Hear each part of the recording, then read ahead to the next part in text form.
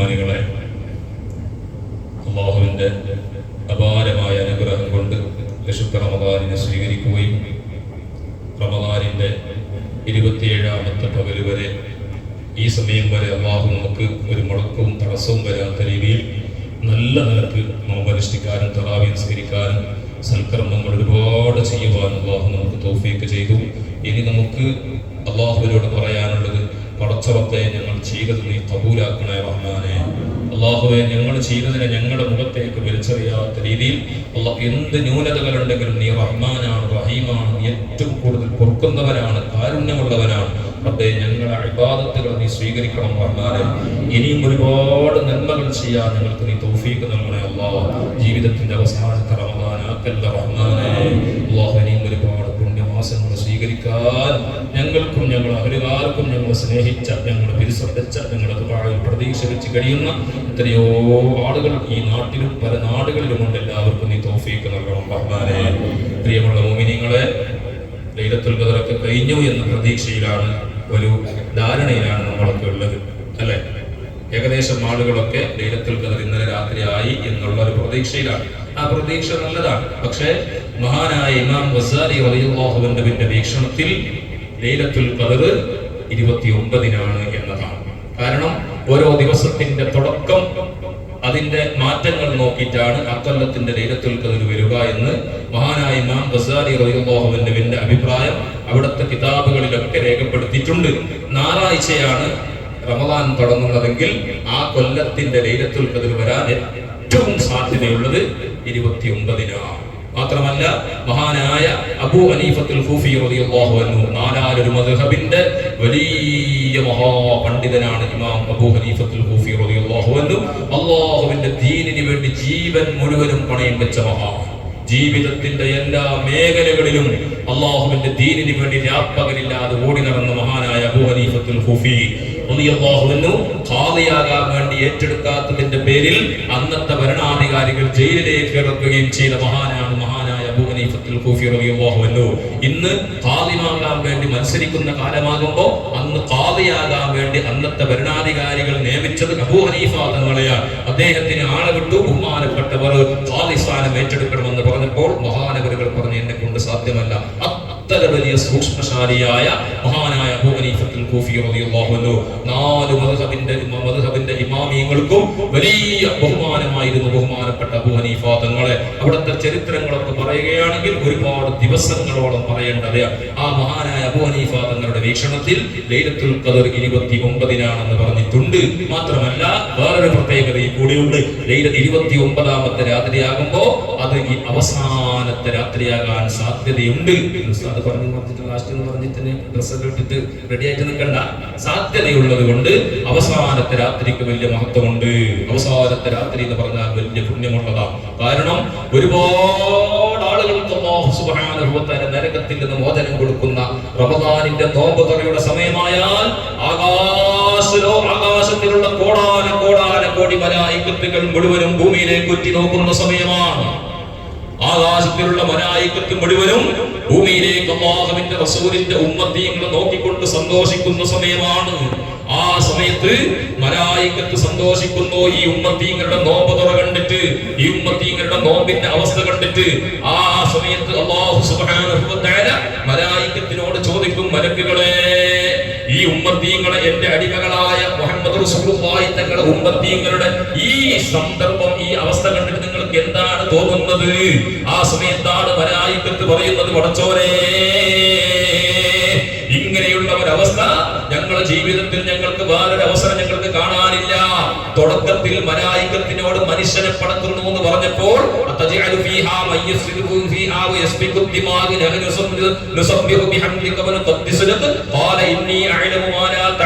മനുഷ്യരെ പടക്കുന്നു എന്ന് മലായികത്തിനോട് പറഞ്ഞപ്പോൾ മലക്കുകൾ ചോദിച്ചത് എന്താണ്? അല്ലാഹുവിനോട്, പടച്ചോനെ, എന്തിനായി മനുഷ്യരെ പടക്കുന്നത്? അവർ കുഴപ്പമുണ്ടാക്കുന്നവരാണ്, അവർ തമ്മിൽ ചോരക്കളി കളിക്കുന്നവരാണ്, തമ്മിൽ അങ്ങോട്ടും ഇങ്ങോട്ടും പ്രശ്നക്കാരാണ്, അവർ പടക്കണ്ട എന്ന് പറഞ്ഞ മലായികത്തിനോട് അല്ലാഹു ചോദിക്കുമ്പോൾ ആ സമയത്ത് മലായികത്ത് സന്തോഷം പറയുന്നു. ആ സമയത്ത് അല്ലാഹു സുബ്ഹാനഹു വ തആല മലക്കുകളെ സാക്ഷി നിർത്തിക്കൊണ്ട് ലക്ഷക്കണക്കായ ആളുകൾക്ക് നരകത്തിന്റെ മോചനം കൊടുക്കുന്ന സമയം. ഏത് സമയമാണ്? നോമ്പ് തുറയോട് തൊട്ടടുത്തുള്ള സമയം. പല പ്രാവശ്യം ഫോളോ ചെയ്യാറില്ല. നോമ്പ് തുറക്കാൻ വേണ്ടി പള്ളിയിലേക്ക് വന്ന ആളുകൾ പോലും അത് ജാഗ്രത പാലിക്കാറില്ല. പക്ഷെ എപ്പോഴും പറഞ്ഞിട്ട് നിങ്ങളെ മാനസികമായ ഒരു മാനസിക കിർക്കുളയാണെന്ന് പറഞ്ഞിട്ട് ഞങ്ങൾ പറയുന്നത് നിർത്തിയതാണ്. 1-2 പ്രാവശ്യം നമ്മൾ പറയുകയുണ്ടായി. പിന്നെ വലിയ ആൾക്കാരോട് പറയാൻ പറ്റൂല. വലിയ ആൾക്കാർ പറഞ്ഞാൽ പിന്നെ നമ്മളെന്താകും കുറെ സിഗ്നലുകൾ കുട്ടികളോട് പോയി ഉപദേശിക്കും. കുട്ടികളോട് ഉപദേശിക്കുമ്പോൾ വലിയവർക്ക് പാഠം തരണമല്ലോ. കുട്ടികളെ പേടിപ്പിക്കുമ്പോൾ എന്താക്കണം, മറ്റുള്ള ആളുകൾക്ക് നമ്മളെ ഉസ്താദന്മാരൊക്കെ അങ്ങനെ ചെയ്തത്. കാരണം വലിയ കുറ്റം ചെയ്തവരുണ്ടെങ്കിൽ ആ ചെറിയ കുറ്റം ചെയ്തവന് 4 കൊടി കൊടുക്കും. അപ്പോ വലിയ കുറ്റം ചെയ്തവന് ഭയങ്കര പേടിയാവും. ആ അതിലെന്നെ നമുക്ക് നന്നാവും. വലിയ കുറ്റം ചെയ്ത ചിലപ്പം ഭയങ്കര കുറ്റങ്ങളാക്കുന്ന കുറ്റങ്ങളുണ്ടെങ്കിൽ ആ കുറച്ച് കുറ്റങ്ങൾ കുറഞ്ഞവനെയാണ് 4 പൊളി വെച്ച് കൊടുക്കുന്നത്. അപ്പൊ നമ്മുടെ മനസ്സിൽ അടുത്ത പൊളി നമുക്ക് ഇതിന്റെ 4 10 കിട്ടുന്നത് വരെ മനസ്സിനുള്ളിൽ ഒരു പേടി ഉണ്ടാവും. അതൊരു ഹിക്മത്താണ്, അതൊരു തന്ത്രമാണ്. അപ്പൊ അങ്ങനെ കുട്ടികളെ നമ്മൾ പലപ്പോഴും ഉപദേശിച്ചു. കുട്ടികളെ ഉപദേശിക്കുമ്പോൾ വലിയവർക്ക് പാഠം പഠിക്കണം. അപ്പൊ ഏതായാലും ഇൻഷാ അല്ലാഹ് കഴിഞ്ഞത് കഴിഞ്ഞു. ഫാത്തമ കഴിഞ്ഞത് കഴിഞ്ഞു പോയി. ഏതായാലും ഇൻഷാ അല്ലാഹ് ഇനിയുണ്ടല്ലോ. ഇനിയുള്ള ദിവസങ്ങളിലെങ്കിലും എന്റെ രക്ഷിതാക്കളോട്, സഹോദരങ്ങളോട്, ഉപ്പരയിലുള്ളവരോട്, പള്ളിക്ക് നോമ്പ് തുറക്കാൻ വരുന്നവരോട്, അതിന്റെ ഇടയിൽ ഒരു കാര്യം പറയുന്നു. നോമ്പ് തുറക്കാൻ വേണ്ടിയിട്ട് വന്ന ആളുകളോടൊക്കെ ഒരു കാര്യം പറയുന്നു. എത്രയോ ആയിരക്കണക്കിന് രൂപ ചെലവാക്കിയിട്ടാണ് ഓരോ കുടുംബം കഷ്ടപ്പെട്ടിട്ട് അവർ അധ്വാനിച്ചുണ്ടാക്കി പൈസ ചെയ്തത്. 10, 20, 30, 40 ലക്ഷം വരെ ചെലവാക്കിയിട്ട് നോമ്പ് തുറ ചെയ്ത ആളുകളുണ്ട്. അവരോടൊക്കെ നിങ്ങൾക്ക് ബാധ്യതയുണ്ട്. നിങ്ങൾക്കൊരു ബാധ്യതയുണ്ട്. ഒന്നുമില്ലെങ്കിൽ ഒരു ഫാത്തിഹ ഓതിയിട്ടെങ്കിലും അവസാന ദിവസത്തിൽ എന്താക്കണം, ഒരു ഫാത്തിഹ ഓതിയിട്ടെങ്കിലും ഒരു ദുആ ചെയ്യണം അവർക്ക് വേണ്ടി. അവർക്ക് മരിച്ചുപോയവർക്ക് വേണ്ടി. നല്ല ഭക്ഷണമല്ലേ, ഒരു ഗ്ലാസ് ജ്യൂസിന് പീടിയിൽ പോയിട്ട് കുടിച്ചു നോക്ക്. ഇവിടെ കുടിക്കുന്ന ജ്യൂസും ഒരു സമൂസയും അതുപോലെ തന്നെ ഒരു കെട്ട് ചോറും അതിനൊക്കെ ഒന്ന് ഹോട്ടലിൽ പോയിട്ട് തിന്നുന്നതിന് കണക്കോട്ടി നോക്ക്. 10-200 രൂപ ബില്ലാവൂലേ? 250 രൂപ ബില്ലേതായാലും ആവൂലേ? ഒരു ജ്യൂസിന് എത്ര റേറ്റ് ഉണ്ട്? അങ്ങനെ നമുക്ക് ഫ്രീ ആയി തന്ന ആളുകൾ, അവരോട് നമുക്കൊരു കടമയുണ്ട്, കടപ്പാടുണ്ട്. അവർക്ക് വേണ്ടി ഒന്ന് ദുആ ചെയ്യണം. ഇനി കൂട്ടമായി ചെയ്യാൻ കഴിയുന്നില്ലെങ്കിൽ അവർക്ക് വേണ്ടി ഒരു രഹസ്യമായിട്ട് ഒരു ദുആ ചെയ്യണം. അങ്ങനെ ആ സമയത്ത് മലായികത്ത് അല്ലാഹുവിനോട് പറയുന്നു, അല്ലാഹു സുബ്ഹാനഹു വ തആല മലായികത്തിനോട് പറയുന്നു, ലക്ഷക്കണക്കായ ആളുകൾക്ക് മലായികത്തിനെ സാക്ഷി നിർത്തിക്കൊണ്ട് നരകത്തിൽ നിന്ന് മോചനം കൊടുക്കുന്ന സമയമാണ്. അങ്ങനെ 29 ദിവസവും കൊടുത്തു, അല്ലെങ്കിൽ 28 ദിവസവും കൊടുത്തു. അവസാന ദിവസമായാൽ എത്ര ആളുകൾക്കാണോ തുടക്കം മുതൽ ഒടുക്കം വരെ കൊടുത്തത് അതിന് നേരെ ഇരട്ടിപ്പിച്ചുകൊണ്ട് അല്ലാഹു സുബ്ഹാനഹു വ തആല നരകത്തിൽ നിന്ന് മോചിപ്പിക്കുന്ന ഒരു സമയമാണ് നോമ്പ് തുറയുടെ സമയം എന്നുള്ളത്. ആ സമയത്ത് ദുആ ചെയ്താൽ അല്ലാഹു സുബ്ഹാനഹു വ തആല ദുആ സ്വീകരിക്കുന്ന സമയമാണ്. ഇനിയുള്ള ദിവസങ്ങൾ അതിനു വേണ്ടി ചെലവാക്കണം, അതിനു വേണ്ടി സമയം കണ്ടെത്തണം, അതിനു വേണ്ടിയായിരിക്കണം നമ്മുടെ സമയങ്ങൾ. അതുകൊണ്ട് എന്റെ സഹോദരങ്ങളെ, അല്ലാഹു സുബ്ഹാനഹു വ തആല ഇത്രയും വലിയ നിഅമത്താകുന്ന റമദാൻ മാസത്തിന് നമ്മൾക്ക് തന്നിട്ട് ആ റമദാൻ മാസം വിട പറയുമ്പോൾ സങ്കടമില്ലാത്തവരുണ്ടോ? ദുഃഖമില്ലാത്തവരുണ്ടോ? ഒരല്പമെങ്കിലും മനസ്സിന്റെ ഉള്ളിൽ ബേജാറ് എന്നുള്ള സങ്കടം എന്നുള്ളത് നമ്മുടെ മനസ്സിന്റെ ഉള്ളിൽ തോന്നിപ്പോകുന്നില്ലെങ്കിൽ ഈമാൻ കുറഞ്ഞുപോയി എന്നതിന്റെ അടയാളമാണ്. മഹാന്മാരായ ചില സ്വഹാബത്തിന്റെയും ചില താബീഈങ്ങളുടെ കഥകളിലൊക്കെ പറയുന്നു, റമദാൻ പോയതിന്റെ പേരിൽ, റമദാൻ വിട പറഞ്ഞതിന്റെ പേരിൽ ദിവസങ്ങളോളം ഭക്ഷണം കഴിക്കാത്തവരുണ്ടായിരുന്നു. ബേജാറ് കൊണ്ട് അവർ പനിയിൽ നിന്ന് പുറത്തേക്ക് വരാത്തവരുണ്ടായിരുന്നു. എന്നിട്ട് അവർക്ക് തഅസിയത്തിന് വേണ്ടി, അവരെ കണ്ണോക്കിന് വേണ്ടി മറ്റുള്ളവർ പോയി സമാധാനിപ്പിച്ചിരുന്നു എന്നിവരെ സൂഫിയാക്കളുടെ ചരിത്രങ്ങളിൽ രേഖപ്പെടുത്തി കാണുമ്പോൾ ഒരു റമദാൻ വിട പറഞ്ഞതിന്റെ ദുഃഖത്തിൽ മഹാന്മാർ അത്തരത്തോളം സങ്കടപ്പെട്ടിട്ടുണ്ടെങ്കിൽ ഒരു ഉമ്മ മരിച്ചതിനേക്കാളും ഒരു അടുത്ത ഉറ്റവനായ കൂട്ടുകാരനായ ഏതെങ്കിലും ഒരാൾ മരിച്ചാൽ ഉണ്ടാകുന്നതിനേക്കാളും ഏറ്റവും കൂടുതൽ ദുഃഖമുണ്ടാകേണ്ടത് വിശുദ്ധ റമദാൻ നമ്മൾ ഇന്ന് വിട പറയുമ്പോഴാണ് വിശ്വാസികൾക്കുണ്ടാകേണ്ടത്. വിശ്വാസികൾ ഹൃദയം പൊട്ടി അല്ലാഹുവിനോട് പറയണം, പടച്ചവനെ, ജീവിതത്തിൽ ഒരുപാട് റമദാൻ മാസം കഴിഞ്ഞു പോയില്ലേ? ജീവിതത്തിന്റെ റമദാൻ മാസം എത്രയോ കഴിഞ്ഞു പോയിട്ട് ജീവിതത്തിന്റെ മാറ്റങ്ങളില്ലെങ്കിലോ, ജീവിതത്തിന്റെ മാറ്റങ്ങൾ വരുന്നില്ലെങ്കിൽ പൊന്നാര മുഅ്മിനീങ്ങളെ, നമ്മൾ റമദാൻ നമ്മളൊന്ന് സ്വഹീഹായി സ്വീകരിച്ചിട്ടില്ല എന്നതിന്റെ അടയാളമാണ്. ഒരു നിലക്കും നമുക്ക് പരിവർത്തനങ്ങൾ ഉണ്ടാകുന്നില്ലെങ്കിൽ റമദാൻ മാസം കഴിഞ്ഞിട്ട് പെരുന്നാളിന് പിറ്റേന്ന് തന്നെ പോകുന്നത് മറ്റു പണിക്കാണെങ്കിലോ, പെരുന്നാളിന്റെ പിറ്റേന്ന് തന്നെ ഒരു സാക്കി നോമ്പ് കൈയോളം കൂടി പ്രശ്നത്തില്ല. പെരുന്നാൾ കഴിഞ്ഞിട്ട് പിറ്റേ ദിവസം തന്നെ ഓന്റെ പഴയ തോന്നിവാസങ്ങളിലേക്കാണ് മടങ്ങുന്നതെങ്കിൽ തീരെ അവർക്ക് പരിവർത്തനം ഉണ്ടായിട്ടില്ലെങ്കിൽ അവന്റെ ഹൃദയത്തിലേക്ക് അവന്റെ നോമ്പ് നാട്ടിയിട്ടേ ഇല്ല, അവന്റെ ഹൃദയത്തിലേക്ക് ഒരു നിലക്കും കണക്ഷൻ ആയിട്ടേ ഇല്ല. ഞാൻ സാധാരണ എപ്പോഴും പറയാറുള്ളത് ചൈനക്കാരുടെ ബാറ്ററി പോലെയാണ് ആകരുത്. ചൈനക്കാരന്റെ ബാറ്ററി പോലെയാകരുത്. ചൈനക്കാരന്റെ ബാറ്ററിനെ നമ്പിട്ട് നമ്മൾ കാട്ടൊക്കെ ശിക്കാരിക്ക് പോയാൽ പെട്ടെന്ന് റോഡിൽ ഞങ്ങളെന്താകും അവിടെ കുഴിയോട് പയങ്ങി നമ്മൾ വരിക്കും. കാരണം എപ്പോഴാണ് അതിന്റെ ചാർജ് തീരുക എന്നറിയില്ല. ഈ രീതിയിലായി പോകരുത്. അള്ളാഹുവിനെ പേടിച്ചുകൊണ്ട് തഖ്വയിലമായ ജീവിതം നയിക്കണം. ബഹുമാനപ്പെട്ട ഇബ്രാഹിം റളിയല്ലാഹുവിന്റെ അടുക്കലേക്ക് വന്നിട്ട് ഒരാൾ പറഞ്ഞു, ബഹുമാനപ്പെട്ടവരെ എനിക്ക് നന്നാകണം, നന്നാകാനുള്ള ഉപദേശം തരണമെന്ന് ബഹുമാനപ്പെട്ടവരോട് പറയുമ്പോൾ ബഹുമാനപ്പെട്ട ഇബ്രാഹിം റളിയല്ലാഹു പറയുന്നു, നീ തെറ്റിൽ നിന്ന് മാറി നിൽക്കണം, അത് തന്നെയാണ് നീ നന്നാകാനുള്ള വഴി. ആ സമയത്ത് അയാൾ പറഞ്ഞു, തെറ്റിൽ നിന്ന് മാറി നിൽക്കാൻ കഴിയുന്നില്ല, തെറ്റിൽ നിന്ന് മാറി നിൽക്കാൻ എന്തെങ്കിലും ഒരു പോംവഴി എനിക്ക് പറഞ്ഞു തരണം. നമുക്കൊക്കെ ഉണ്ടാകുന്നത് പോലെ തെറ്റിൽ നിന്ന് മാറണം. തെറ്റ് ചെയ്യാൻ മനസ്സില്ലാത്തവരാണ് നമ്മളൊക്കെ, അല്ലേ? എല്ലാവരും തെറ്റ് ചെയ്യാൻ മനസ്സില്ലാത്തവരല്ലേ? തെറ്റ് ചെയ്യാൻ മനസ്സ് വെച്ചിട്ടാണ് നമ്മൾ ചെയ്യുന്നത്. സന്ദർഭോചിതമായി വന്നു പോവുകയല്ലേ? തെറ്റിൽ നിന്ന് വന്നാൽ ആ തെറ്റ് ചെയ്തതിന് ശേഷം നമ്മുടെ മനസ്സിലൊരു ഖേദം ഉണ്ടാവില്ലേ? അതുണ്ടാകുന്നില്ലെങ്കിൽ തീരെ ഈമാനില്ല എന്നാണ് മഹാനായ റസൂലുള്ളാഹി സ്വല്ലല്ലാഹു അലൈഹി വസല്ലം പറയുന്ന ഹദീസ്. എന്താണ്? ഒരു മനുഷ്യന്റെ ഹൃദയത്തെ ഒരു മനുഷ്യൻ മുഅ്മിനാണോ മുഅ്മിനല്ലേ എന്ന് മനസ്സിലാക്കാൻ നബി തങ്ങൾ ഉദാഹരണം പറഞ്ഞു തന്നിട്ടുണ്ട്. ഒരാള് ഒരു ചെറിയൊരു തെറ്റ് സംഭവിച്ചാൽ അവനിക്ക് മുഅ്മിനാണെങ്കിൽ അവന്റെ തലയിൽ വലിയ ഒരു പർവ്വതത്തിനെ കൊടുത്ത് വെച്ചതിന്റെ ദുഃഖമുണ്ടാകും. പർവ്വതം എന്ന് പറഞ്ഞാൽ മാത്രമല്ല, ഒരു ചെത്തുകല്ല് എന്ന് വെച്ചോ. നമ്മൾ പരകെട്ടാൻ വേണ്ടി ചെത്തുകല്ലെന്നല്ലേ പറയാം. ചെത്തുകല്ലല്ലേ, അത് എത്ര കിലോ ഉണ്ടാവും? ഒരു 20-25 കിലോ ഉണ്ടായി. എത്രയോ അതിനെ ഒരാൾ തലയിൽ വെച്ചാൽ എത്ര സമയം അവന് പുറത്തിട്ട് നിൽക്കാൻ കഴിയും? വീടിനാൾക്ക് എത്തിക്കണം എന്ന് പറഞ്ഞാൽ എത്തിയിട്ട് കുറച്ച് കൂടുതൽ നടന്നാൽ ഒറ്റ ഇടും. 35 രൂപന്റെ കല്ല് സ്പോട്ടിൽ 2 കഷ്ണം, കല്ലുമില്ല ഇതുമില്ല, അങ്ങനെ. കാരണം പുറത്ത് നടക്കാൻ കഴിയില്ല. അങ്ങനെ വിചാരിച്ച് പർവ്വതം എന്നൊന്നും പറയണ്ട, ഒരു ചെത്തിൽ കല്ലിനെ നമ്മുടെ തലയിൽ വെച്ചതുപോലെ ആയിരിക്കും ആർക്ക്? ഹൃദയത്തിൽ ഈമാനുള്ള മനുഷ്യനിൽ നിന്ന് തെറ്റ് വന്നാൽ അങ്ങനെ ഉണ്ടാകും. അപ്പൊ എന്താകും? ആ കല്ലിനെ എങ്ങനെയെങ്കിലും കൊണ്ടുപോയിട്ട് ഒന്ന് തലയിൽ നിന്ന് ഇറക്കി വെക്കാൻ വേണ്ടി നോക്കും, അല്ലെ? എങ്ങനെയെങ്കിലും ഇറക്കി വെക്കണം. എങ്ങനെ കോടി കാണുന്നില്ല ചില കല്ല് പറക്കുന്ന മനുഷ്യന്മാർ നമ്മൾ പലപ്പോഴും കാണലുണ്ട്. നടന്നിട്ട് അടുത്തേക്ക് എത്താറൊക്കെ നടന്നിട്ട് ഒരു ബുക്ക് ചിലപ്പോ എന്താവും അട്ടിന്ന് താഴെ കൊണ്ട്, ചിലപ്പോ കാലും കയ്യിലോടെ. കാരണം ഇത് തുറക്കാൻ കഴിയാത്തത്, ചുമക്കാൻ കഴിയാത്തത് കൊണ്ടുള്ള പ്രശ്നമാണ്. ഇതുപോലെയാണ് ഒരു മുഅ്മിനായ മനുഷ്യരിൽ ചെറിയൊരു തെറ്റ് വന്നാൽ അവർക്ക് തോന്നുന്ന അനുഭവം. എന്നാൽ ഹൃദയത്തിൽ ഈമാനില്ലാത്ത, അള്ളാഹുവിനെ പേടിയില്ലാത്ത മനുഷ്യരാണെങ്കിലോ എങ്ങനെയായിരിക്കുമെന്ന് അറിയുമോ? അവന്റെ തലയിൽ ഒരു കൊതുക് വന്ന് ഇരുന്നത് പോലെ ആയിരിക്കും. നമ്മളെ മുണ്ടാസിന്റെ തലയിൽ ഒരു കൊതു വന്നിട്ട് നമുക്കറിയോ? 10 കൊതു ഇരുന്നറിയോ?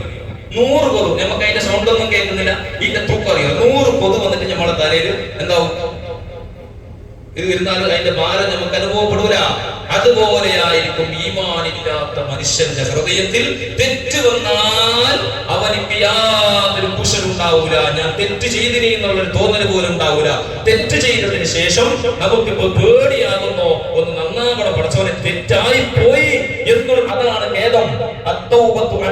എന്ന് പറഞ്ഞാൽ ഖേദം എന്ന് പറഞ്ഞാൽ ആ തെറ്റ് അവന്റെ മനസ്സിലൂടെ അവർക്ക് അലട്ടുന്ന പ്രശ്നമായി മാറണം. തെറ്റ് വന്നുപോയി, പഠിച്ചവൻ എങ്ങനെയെങ്കിലും ഇതിനൊന്ന് ശരിയാക്കണം, ഈ രീതിയിലേക്കായിരിക്കണം. അപ്പോഴാണ് മഹാനായ ഇബ്രാഹിം റളിയല്ലാഹു അൻഹു ആ മനുഷ്യനോട് ചോദിക്കുന്നു, നിനക്ക് ഞാൻ ചില ഉപദേശങ്ങൾ പറഞ്ഞു തരാം. ബഹുമാനപ്പെട്ടവർ പറയുന്നു, നീ തെറ്റ് ചെയ്യുകയാണെങ്കിൽ അള്ളാഹുവിന്റെ ഭക്ഷണം കഴിക്കാതിരിക്കണം. അള്ളാഹുവിന്റെ ഭക്ഷണം കഴിച്ചിട്ട് എങ്ങനെയാണ് നീ തെറ്റ് ചെയ്യുക? അള്ളാഹിന്റെ ഭക്ഷണം കഴിച്ചിട്ട് റമദാൻ കഴിയുമ്പോൾ നമ്മൾ പഴയ ജീവിതത്തിലേക്ക് മടങ്ങുന്നതിന് ഒരു ചെറിയൊരു കടിഞ്ഞാണിടാൻ വേണ്ടി ഇതൊക്കെ നമ്മുടെ ഹൃദയത്തിൽ മനസ്സിൽ ഓർമ്മയുണ്ടാകുന്ന ഉദാഹരണങ്ങളാണ്. അള്ളാഹുവിന്റെ ഭക്ഷണം കഴിച്ചിട്ട് അവനിക്ക് തെറ്റ് ചെയ്യുക എന്ന് പറഞ്ഞാൽ ഭയങ്കര ധിക്കാരല്ലേ? നമ്മൾ പറയില്ലേ, എന്റെ ഭരത്തെ ചോറ് വെച്ചിട്ട് അവൻ ഇങ്ങനെ ആക്കിയ ഉസ്താദ്, നമ്മൾ സാധാരണ പറയില്ല, ഒരു പിന്നൊരുത്തനാക്കിയില്ലെങ്കിൽ ഞങ്ങൾക്ക് ബേജാറുണ്ടായില്ല.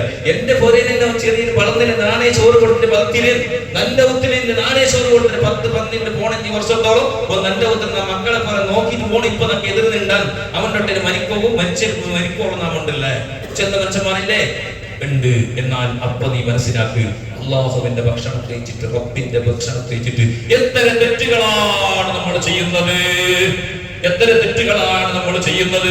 തെറ്റ് ചെയ്യാനുള്ള കൂവത്തുണ്ടാക്കിയത് ഈ ഭക്ഷണമല്ലേ? ഉദാഹരണത്തിന് വ്യഭിചാരത്തിന് പോകുന്ന സഹോദരനാണെങ്കിൽ ആ വ്യഭിചാരത്തിന് അവന്റെ ശരീരത്തിലുള്ളതാകുന്ന വികാരം ഇളകണമെങ്കിൽ അവൻ നല്ല ഭക്ഷണം കഴിക്കണം. ഭക്ഷണം കഴിക്കാത്തവനിക്ക് വികാരം ഉണ്ടാവില്ലല്ലോ. അതുകൊണ്ടല്ലേ റസൂലുള്ളാഹി സ്വല്ലല്ലാഹു അലൈഹി വസല്ലം പറഞ്ഞത്, ഒരാൾക്ക് വിവാഹം കഴിക്കാൻ മഹർ കൊടുക്കാൻ ആകുന്നില്ലെങ്കിൽ അവൻ നോമ്പ് നോക്കണമെന്ന് ഇസ്ലാം പഠിപ്പിച്ചില്ലേ? മഹർ കൊടുക്കാൻ പൈസയില്ല, വിവാഹത്തിനുള്ള ചുറ്റുപാട് അവനിക്കില്ലെങ്കിൽ അവൻ നോമ്പുകാരനായിക്കൊണ്ട് എന്തിന് അവന്റെ വികാരം ഒതുക്കി വെക്കാൻ നോമ്പിനിക്കേ സാധിക്കുകയുള്ളൂ. ഇപ്പത്തെ നോമ്പ് നേരെ വിട്ടെ. ഇപ്പൊ നോമ്പ് നോക്കിയെങ്കിലാണ് ഉള്ള ദുനിയാവിലുള്ള എല്ലാ ഭക്ഷണം കഴിച്ചിട്ട് നമ്മൾ ആരോഗ്യ പുഷ്ടി കൊടുക്കുന്നത്. അതല്ലേ? അപ്പൊ അങ്ങനെ ഒരു മനുഷ്യൻ വ്യഭിചാരത്തിലേക്ക് പോകുമ്പോ ആ വ്യഭിചാരത്തിലേക്ക് അവന്റെ ശരീരത്തിന്റെ വികാരത്തിലേക്ക് കൂവത്ത് കൊടുക്കുന്നത് അവൻ കഴിച്ച ഭക്ഷണമാണ്. ഈ ഭക്ഷണം ആരുടേതാണ്? അല്ലാഹുവിന്റെ ഭക്ഷണമാണ്, റബ്ബിന്റെ ഭക്ഷണമാണ്. ആ റബ്ബിന്റെ ഭക്ഷണം കഴിച്ചിട്ട് നീ എങ്ങനെയാ തെറ്റ് ചെയ്യുക? ആ സമയത്ത് ആ മനുഷ്യൻ പറഞ്ഞ് അല്ലാഹുവിന്റെ ഭക്ഷണമല്ലാത്ത ദുനിയാവിൽ വേറെ ഇല്ലല്ലോ, അതുകൊണ്ട് റബ്ബിന്റെ ഭക്ഷണമല്ലാതെ വേറെ എവിടെ നിന്നാണ് കഴിക്കാൻ കിട്ടുക? രണ്ടാമത് പറഞ്ഞു അല്ലാഹുവിന്റെ ഭൂമിയിൽ നിന്ന് പുറത്തേക്ക് പോകണം. തെറ്റ് ചെയ്യുകയാണെങ്കിൽ അല്ലാഹുവിന്റെ ഭൂമിയിൽ പുറത്തേക്ക് പോകണം. എവിടെ പോകാനാണ്? ഏത് ഗോളത്തിലേക്ക് പോയാലും അത് റബ്ബിന്റേതല്ലേ.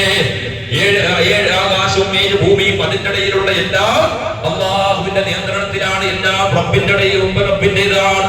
ഈ എത്രയോ ഗോളങ്ങളുണ്ട്. ഗോളത്തിൽ പോയി ജീവിക്കുന്നവർക്ക് ഇന്നത്തെ ശാസ്ത്രജ്ഞന്മാർ പല പുതിയ പുതിയ ഗോളങ്ങൾ കണ്ടുപിടിച്ചു എന്ന് ആധുനിക ശാസ്ത്രം നമ്മോട് വിളിച്ചു പറഞ്ഞുകൊണ്ടിരിക്കുന്നു.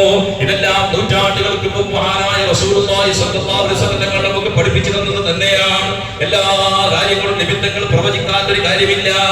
ഇന്ന് എത്രയോ കൊല്ലങ്ങൾ കഴിഞ്ഞാൽ, ഈ ഭൂമിയിൽ എത്രയോ കൊല്ലങ്ങൾ കഴിയുമ്പോൾ ഒരു ദിവസമാകുന്നത് എത്രയോ ഗോളങ്ങളൊക്കെ ഉണ്ട് എന്ന് ആധുനിക ശാസ്ത്രം കണ്ടെത്തിക്കൊണ്ടിരിക്കുകയാണ്. അതൊക്കെ റസൂലുള്ളാഹി തങ്ങൾ പറഞ്ഞു തന്നത് തന്നെയാണ്. അല്ലാഹുവിന്റെ റസൂൽ പറഞ്ഞില്ലേ, മഹാനായ സയ്യിദുനാ മൂസാ ഈസാ നബി അലൈഹിസ്സലാത്തു വസ്സലാം ആകാശത്തിൽ എവിടെയോ ജീവിച്ചുകൊണ്ടിരിക്കുന്നു. പോകുമ്പോൾ 33 വയസ്സാണ്, തിരിച്ചു വരുമ്പോഴും 33 വയസ്സാണ്. എങ്ങനെയാ സംഭവിക്കുക? 2000 ചിന്താനം കൊല്ലായില്ലേ അല്ലേ? മഹാനായ സയ്യിദുനാ ഈസാ നബി അലൈഹിസ്സലാത്തു വസ്സലാം പോയിട്ട് അന്ന് പോകുമ്പോൾ 33, വരുമ്പോൾ 31 നല്ല ഫ്രഷ് ഉണ്ടാവും. എങ്ങനെയാണ്? അതാണ് മഹാനായ സയ്യിദുനാ ഈസാ നബി അലൈഹിസ്സലാത്തു വസ്സലാം താമസിക്കുന്ന ഗോളം. അങ്ങനെയുള്ള ഒരു ഗോളത്തിലാണ് ഈസാ നബി അല്ലാഹു പാർപ്പിച്ചിരിക്കുന്നത്. ഭൂമിയിൽ 2000 കൊല്ലമാകുമ്പോൾ ഒരു ദിവസമേ അവിടെ ആവൂ. ഭൂമിയിൽ 2000 കൊല്ലമാകുമ്പോ അവിടെ ഒരു ദിവസമേ ആയിട്ടുണ്ടാവുകയുള്ളൂ. അങ്ങനത്തെ ഗോളം. അപ്പൊ എത്രയോ ചുരുക്കിയ ദിവസങ്ങളെ ബഹുമാനപ്പെട്ട ഈസാ നബി അലൈഹിസ്സലാത്തു വസ്സലാം അവിടെ താമസിച്ചിട്ടുള്ളൂ. അപ്പൊ അന്ന് 33ാമത്തെ വയസ്സിലാണ് ആകാശത്തിലേക്ക് കൊണ്ടുവരപ്പെട്ടതെങ്കിൽ അതേ 33ാമത്തെ വയസ്സിൽ ഭൂമിയിലേക്ക് തിരിച്ചു വരും മഹാനായ സയ്യിദുനാ ഈസാ. അതെല്ലാം നമ്മൾ അറിയുന്ന കഥകളാണ്. എവിടെ ഇറങ്ങും അതൊക്കെ പറഞ്ഞതാ. അപ്പൊ ഞാൻ പറഞ്ഞത്, ഏത് ഗോളത്തിൽ പോയിട്ട് നമ്മൾ താമസിക്കുന്നെങ്കിലും അവിടെയും അല്ലാഹുവിന്റെ തന്നെ, അല്ലാഹുവിന്റെ ഭൂമിയല്ലാത്ത നമുക്ക് പാർക്കാൻ പറ്റുന്ന ആകാശ ഭൂമികൾക്കിടയിൽ ഒരു സ്ഥലമില്ല. മൂന്നാമത് അദ്ദേഹത്തിനോട് പറയുന്നു, അല്ലാഹുവിനെ കാണാൻ പറ്റാത്ത സ്ഥലത്ത് പോകണം. നമ്മൾ തെറ്റ് ചെയ്യുമ്പോൾ നമ്മൾ ആലോചിക്കണം. നമ്മൾ എന്താക്കും? ഇപ്പൊ ഈ പുക വലിക്കുന്ന ആൾക്കാരുണ്ടാവും. ഉസ്താദന്മാരും ഒരു പുക എന്താവും, ബാക്കിൽ പോയിട്ട് കക്കൂസിൽ പോയിട്ട് വെച്ചിട്ട് വരും. അപ്പൊ ഉസ്താദിന് കാണൂല എന്നാണ് അർത്ഥം അല്ലെ? അല്ലെങ്കിൽ വേറെ എന്തെങ്കിലും തെറ്റ്, അല്ലെങ്കിൽ ആരെങ്കിലും ഫോണിൽ സംസാരിക്കുന്നുണ്ട് വെക്കാം. അപ്പൊ ആരെങ്കിലും ഉണ്ടെങ്കിൽ, ആരെങ്കിലും ഗീബത്ത് പറയുന്നെങ്കിൽ നല്ല എന്താവും, അങ്ങോട്ട് നല്ല പോയിട്ട് ഒരു മൂലയിൽ പോയിട്ട് നല്ല അല്ലെ? എന്തേ ഓന് കേൾക്കൂല, ഭാര്യക്കറിയില്ല. ഭാര്യക്ക് അറിയാത്ത സ്ഥലമുണ്ട്, ഭാര്യക്ക് കാണാൻ പറ്റാത്ത സ്ഥലമുണ്ട്, മക്കൾക്ക് കാണാൻ പറ്റാത്ത സ്ഥലമുണ്ട്, ആർക്കും കാണാൻ പറ്റാത്ത സ്ഥലമുണ്ട്. അല്ലാഹുവിന് കാണാൻ പറ്റാത്ത സ്ഥലമുണ്ടോ? ഉണ്ടോ? എവിടെയെങ്കിലും ഉണ്ടെങ്കിൽ പറഞ്ഞു നമുക്ക് അവിടെ പോവാം. ഇല്ല, അല്ലാഹുവിനെ കാണാൻ പറ്റാത്തൊരു സ്ഥലമില്ല. ഭൂമിന്റെ ഉള്ളിന്റെ ഉള്ളിൽ ഒരു മാളത്തിന്റെ ഉള്ളിൽ ഒരു എറുമ്പ് പട്ടിണിയായി അവിടെ നിന്ന് മരിച്ചാൽ അതിനെ പോലും അറിയുന്ന രാജാവായ റബ്ബാ. സുലൈമാൻ നബി അലൈഹിസ്സലാമിന്റെ കഥയിൽ നമ്മൾ കേട്ടതാണ്. മഹാനായ സുലൈമാൻ നബി അലൈഹിസ്സലാത്തു വസ്സലാം ഒരു എറുമ്പിന്റെ പിന്നാലെ പോയി. ആ എറുമ്പ് മറ്റൊരു എറുമ്പിലേക്ക് ഭക്ഷണം എത്തിക്കുന്ന ഡ്യൂട്ടിക്കാരനായിരുന്നു എറുമ്പ്. എന്തേ? തന്റെ കൂട്ടത്തിലുള്ള എറുമ്പ് രോഗിയായ ഒരു സ്ഥലത്ത് കുടുങ്ങിയപ്പോൾ ആ എറുമ്പിലേക്ക് ഭക്ഷണം എത്തിക്കാനുള്ള സംവിധാനം ഏർപ്പെടുത്തുന്നു രാജാവായ റബ്ബ്. ആ റബ്ബിലേക്ക് തവക്കുൽ ചെയ്യുന്ന ജീവികളാണ് ലോകത്തുള്ള സർവ്വജീവജാലങ്ങളും മനുഷ്യരൊഴികെ. മനുഷ്യർക്ക് മാത്രമാണ് തവക്കുലില്ലാത്തവർ. ഏതെങ്കിലും മൃഗാലയങ്ങളുടെ പോയിട്ട് തവക്കത്തു അലല്ല എഴുതി വെച്ചിട്ടില്ല. ഏതെങ്കിലും ആലകളിൽ എഴുതി വെച്ചിട്ടില്ല. ആടുകളുടെ വീടുകളിൽ എഴുതി വെച്ചിട്ടില്ല. കാട്ടാനകളുടെ അവരുടെ താമസിക്കുന്ന പാർപ്പിടങ്ങളിൽ തവക്കത്തു അലല്ല എഴുതി വെച്ചിട്ടില്ല. കോടിക്കണക്കിന് ലക്ഷക്കണക്കിന് രൂപ ചെലവാക്കിയ വീട്ടിൽ 10,000, 15,000, 20,000 രൂപ ചെലവാക്കിയിട്ട് എഴുതി വെച്ചതാണ് തവക്കൽതു അലല്ലാഹ്. പക്ഷേ അത് കടലാസിൽ എഴുതി വെക്കാനുള്ളത് മാത്രമല്ലല്ലോ, അത് വീടിൽ ഭംഗിക്ക് എഴുതി വെക്കാനുള്ളതല്ലല്ലോ. തവക്കൽതു അലല്ലാഹ്, കാര്യങ്ങൾ അല്ലാഹുവിൽ തവക്കുൽ ചെയ്യുക. ലൗ അന്നകും തതവക്കലൂന അലല്ലാഹി ഹഖ്ക തവക്കുലിഹി ലറസഖകും കമാ യർസുഖു ത്വയ്ർ തഗ്ദൂ ഹിമാസൻ വതറൂഹു ബിതാനാ. സയ്യിദുനാ റസൂലുള്ളാഹി അല്ലാഹുവിന്റെ റസൂൽ പറഞ്ഞു, നിങ്ങൾ അല്ലാഹുവിൽ തവക്കുൽ ചെയ്യുകയാണെങ്കിൽ എങ്ങനെ? ഹഖ്ക തവക്കുലിഹി, അല്ലാഹുവിലേക്ക് തവക്കുൽ ചെയ്യേണ്ട, അതിന്റെ പരിപൂർണതയോടെ തവക്കുൽ ചെയ്താൽ ലറസഖകും, നിങ്ങൾക്ക് അല്ലാഹു ഭക്ഷണം തരും. എങ്ങനെ? കമാ യർസുഖു ത്വയ്ർ, പക്ഷി പറവജാതികൾക്ക് അല്ലാഹു ഭക്ഷണം നൽകുന്നത് പോലെ. പക്ഷി പറവജാതികൾക്ക് ഒരൊറ്റ പക്ഷികളുടെ കൂടുകളിൽ അവർക്ക് നാളേക്ക് വേണ്ടി സ്റ്റോക്ക് ചെയ്യാറില്ല. ഒരു പക്ഷി പറവജാതികൾ റിസ്ക് കിട്ടാതെ വിഷമിക്കാറില്ലല്ലോ. എന്നിട്ട് റസൂലുള്ളാഹി തങ്ങൾ ഉദാഹരണം പറഞ്ഞു കൊടുത്തു. മലമുകളിൽ ഒരു പക്ഷിയുണ്ട്. അതൊക്കെ നമുക്ക് ഹൃദയത്തിൽ നമുക്ക് തവക്കുൽ ഉണ്ടാകേണ്ടതാണ്. തവക്കുലില്ലാത്തതാണ് ഏറ്റവും വലിയ പ്രശ്നം. നമുക്ക് എല്ലാ ടെൻഷനുകൾക്ക് പ്രശ്നം തവക്കുലില്ലാത്തതാണ്. ആത്മഹത്യ ചെയ്യുന്നവൻ പ്രശ്നം എന്താണ്? തവക്കുലില്ലാത്തതാണ്. പ്രയാസങ്ങൾ വരുമ്പോ പലതും കാട്ടിക്കൊണ്ടുന്നു, കച്ചവടത്തിൽ നഷ്ടം വരുമ്പോ നമ്മൾ പ്രയാസപ്പെടുന്നു, നമുക്ക് തവക്കുലില്ലാത്തത് കൊണ്ടാണ്. അല്ലാഹുവിന്റെ റസൂൽ പറയുന്നു, മലമുകളിൽ ഒരു പക്ഷിയുണ്ട്. സാധാരണ പക്ഷി നമ്മളൊന്നും കണ്ടിട്ടുണ്ടാവൂല. ആരെങ്കിലും കണ്ടെങ്കിലുണ്ടെങ്കിൽ ഇനിയിപ്പോ ചിലപ്പോ അതിനെ ഇപ്പൊ അങ്ങനെ ഈ ഗൂഗിളിൽ സെർച്ച് ആക്കി നമ്മൾ അതിനൊപ്പം അതിന്റെ ഫോട്ടോ ആക്കും. ചിലപ്പോ കണ്ടിട്ട് ചിലപ്പോ സ്ക്രീൻഷോട്ട് വരാൻ സാധ്യതയുണ്ട്. എല്ലാവരും ഉണ്ടെങ്കിൽ അയച്ചതിൽ എനിക്ക് അതിന് പേരറിയില്ല. ഇനി പേര് ആരെങ്കിലും അറിഞ്ഞിട്ട് അതിന്റെ സ്ക്രീൻഷോട്ട് കിട്ടിയെങ്കിൽ നമുക്ക് കാണാൻ ആഗ്രഹമുണ്ട്.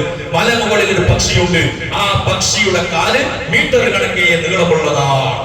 അതിന്റെ കൊക്ക് ഇഞ്ച് കണക്ക് നീളമുള്ളതാണ്. സാധാരണ പക്ഷികളെ പോലെ ഭൂമിയിൽ ഇറങ്ങിത്തിരിഞ്ഞിട്ട് ഭക്ഷണം തേടാൻ ആ പക്ഷിക്ക് സാധ്യമല്ല. എന്ന് വെച്ചിട്ട് ആ പക്ഷി പട്ടിണിയാകുന്നുണ്ടോ? ഇല്ല. ആ പക്ഷി രാവിലെ സമയത്ത് കൂട് വിട്ടിറങ്ങുന്നു. നേരായിരക്കണക്കിന് കിലോമീറ്ററുകളൊക്കെ പറന്നിട്ട് കടലിന്റെ കരയിലേക്ക് എത്തുന്നു. കടലിന്റെ കരയിലേക്ക് എത്തിയാൽ ആരോ മെസ്സേജ് കൊടുത്തത് പോലെ പക്ഷി ആ കടലിന്റെ മധ്യഭാഗത്തേക്ക് പറക്കുന്നു. മധ്യഭാഗത്തിലേക്ക് എത്തിയാൽ ആരോ മെസ്സേജ് കൊടുത്തത് പോലെ അവിടെ നിന്ന് ലാൻഡ് ചെയ്യുന്നു. നേരെ കടലിന്റെ ആ മധ്യത്തിലുള്ള ഒരു സ്ഥലത്ത് അവിടെ നോക്കുമ്പോ കടലിന്റെ ഉള്ളിൽ വലിയൊരു ഭീമാകാരനായ ഒരു മത്സ്യമുണ്ട്. ആ മത്സ്യത്തിന്റെ വായിൽ അതിന്റെ പല്ല് വലിയ വലിയ മത്സ്യങ്ങളെ തിന്നിട്ട് വേറെ മത്സ്യങ്ങളെ പിടിച്ചു തിന്നിട്ട് അതിന്റെ മാംസങ്ങളെ കൊണ്ട് അതിന്റെ പല്ലുകൾക്കിടയിൽ മാംസങ്ങൾ കെട്ടിക്കിടക്കുന്നു. അതിനെ എടുക്കാനുള്ള സംവിധാനം ഈ മത്സ്യത്തിനില്ല. നമ്മളെ പല്ലുകൾക്കിടയിൽ ഇറച്ചി കൊടുക്കിയാൽ അതിന് കെടുക്കാനുള്ള കോലുകളും മറ്റുള്ള സംവിധാനങ്ങൾ നമ്മുടെ കയ്യിലുണ്ട്. അല്ലെങ്കിൽ വിരൽ കൊണ്ടെടുക്കാൻ പറ്റുന്നു, നാവ് കൊണ്ടെടുക്കാൻ പറ്റുന്നു, അല്ലേ? എന്നാൽ അതെങ്ങനെ അത് തിന്നാൻ പറ്റുമോ? അതിന് വരെ ആധുനിക ഇസ്ലാം പഠിപ്പിച്ചു തന്നിട്ടുണ്ട്. ഒരാള് നോമ്പിന്റെ വിഷയമല്ല, നോമ്പിന് പല്ലിന്റെ ഇടയിൽ നിർത്തിയിരുന്ന നോമ്പല്ലാത്ത സമയത്ത് ഇതിന്റെ ഇടയിൽ ഒരു മാംസ കഷ്ണം കുടുങ്ങി. അവൻ എങ്ങനെ ഉണ്ടായി? ഓരതിനെ നാവ് കൊണ്ട് തന്നെ എടുത്തിട്ട് അത് പുറത്തേക്ക് വന്നു. നാവ് പറയുന്നത് അങ്ങനല്ല, നാല് കുറെ വട്ടം കൊണ്ടേക്ക് ഉണ്ടാക്കുമ്പോ അത് നല്ല ഇടക്കിട്ട് പുറത്തേക്ക് വന്ന് അതിനെ തിന്നാം. ഇനി വേറെ കോലുകളെ കൊണ്ട് ഇപ്പൊ പലനി പറഞ്ഞ പോലെ എല്ലാവരും പല്ല് വേഗം ഈ പായലായിരുന്നു വെക്കുന്നത്. കാരണം പല്ലൊട്ടയില്ലാത്ത വീട്ടുകാർ അറിയില്ല. ഞാൻ ഈ അടുത്ത ചങ്ങായി പറഞ്ഞു, എഴുതി പെണ്ണ് കെട്ടുമ്പോൾ പല്ലിന്റെ പ്രശ്നമില്ലാത്ത പെണ്ണുങ്ങൾ നോക്കിയിട്ട് കെട്ടുന്നതാണ്. കാരണം ദുനിയാവിൽ പല്ലിന്റെ സുഖമില്ലാത്ത പെണ്ണുങ്ങളും നന്ന് കുറവാണ്. അപ്പൊ ഇതെല്ലാവർക്കും പല്ല് ഓട്ടയാണ്. അപ്പൊ ഇതിന് ഈ കോല് റെഡിയാണ്. ഈ കോല് കൊണ്ടാണ് ഇതിനെ കൊത്തിയിട്ട് അത് പുറത്തേക്ക് വന്നതെങ്കിൽ അതിനെ തിന്നരുത് എന്നാണ് ഇസ്ലാം പഠിപ്പിച്ചത്. ആധുനിക ശാസ്ത്രം, വൈദ്യശാസ്ത്രം അത് തന്നെയാണ് പറയുന്നത്. എത്രയെല്ലാം ഇസ്ലാം വളരെ വ്യക്തമായി എല്ലാ കാര്യങ്ങൾക്കും പരിഹാരം പറഞ്ഞു തന്ന മതമാണ് ഇസ്ലാം. വളരെ വ്യക്തമായിട്ട് കാര്യങ്ങളെല്ലാം പറഞ്ഞു തന്നതാണ്. അപ്പോ അങ്ങനെ ആ മത്സ്യത്തിന്റെ വായിന്റെ ഉള്ളിലുള്ള ആ മാംസം കൊണ്ട് പൊരുതി മുട്ടുന്ന ഈ മത്സ്യത്തിന്റെ വായിന്റെ അടുക്കലേക്ക് ഈ പക്ഷി നേരെ പോകുന്നു. അതിന്റെ മീറ്റർ കണക്ക് നീളമുള്ള ആ കാലുകളെ അതിന്റെ ആ മത്സ്യത്തിന്റെ തലയുടെ ഭാഗത്ത് അതിനെ കുത്തിപ്പിടിപ്പിച്ചിട്ട് അതിന്റെ ഇരുത്തം ഉറപ്പിക്കുന്നു. ഇരുത്തം ഉറപ്പിച്ചിട്ട് എന്നിട്ട് ആ മത്സ്യത്തിന്റെ വായിലുള്ള മാംസ കഷ്ണങ്ങളെ ഓരോന്നോരോന്നായി കൊത്തിയെടുക്കുന്നു. കൊത്തിയെടുത്തിട്ട് വയറ് അതിന്റെ ആമാശയം നിറഞ്ഞാൽ ബാക്കി അതിലൂടെ മാംസം ബാക്കിയായാൽ അല്ലാഹു സുബ്ഹാനഹു വ തആല പണിയെല്ലാം പൂർത്തീകരണമുള്ളതാണ്. അല്ലാഹുവിന്റെ പണിയെല്ലാം കാമിലായതാണ്. റബ്ബിന്റെ പണി പകുതിയാവില്ലല്ലോ. അല്ലാഹു എല്ലാം ഈ പക്ഷിക്കും ബുദ്ധിമുട്ടാകാൻ പാടില്ല, ഈ മത്സ്യത്തിനും ബുദ്ധിമുട്ടാകാൻ പാടില്ല. എന്നിട്ട് മാംസം ബാക്കിയായാൽ ആ മാംസത്തിനെ നേരെ അതിന്റെ ആ വായുടെ താഴ്ഭാഗത്തായി ഒരു സഞ്ചി അല്ലാഹു ഏർപ്പെടുത്തി കൊടുത്തിട്ടുണ്ട് ഈ പക്ഷിയുടെ. എന്നിട്ട് ബാക്കിയുള്ള കഷ്ണങ്ങളെ കൊത്തിയെടുത്തിട്ട് ആ സഞ്ചിയിൽ നിറക്കുന്നു, നദിയിൽ വന്നിട്ട് കുഞ്ഞുങ്ങൾക്ക് വിതരണം ചെയ്യുന്നു. ഇത് വെച്ചിട്ടാണ് അല്ലാഹുവിന്റെ റസൂൽ പറയുന്നത്, ലൗ അന്നകും തതവക്കലൂന അലല്ലാഹി ഹഖ്ക തവക്കുലിഹി ലറസഖകും കമാ യർസുഖു ത്വയ്ർ.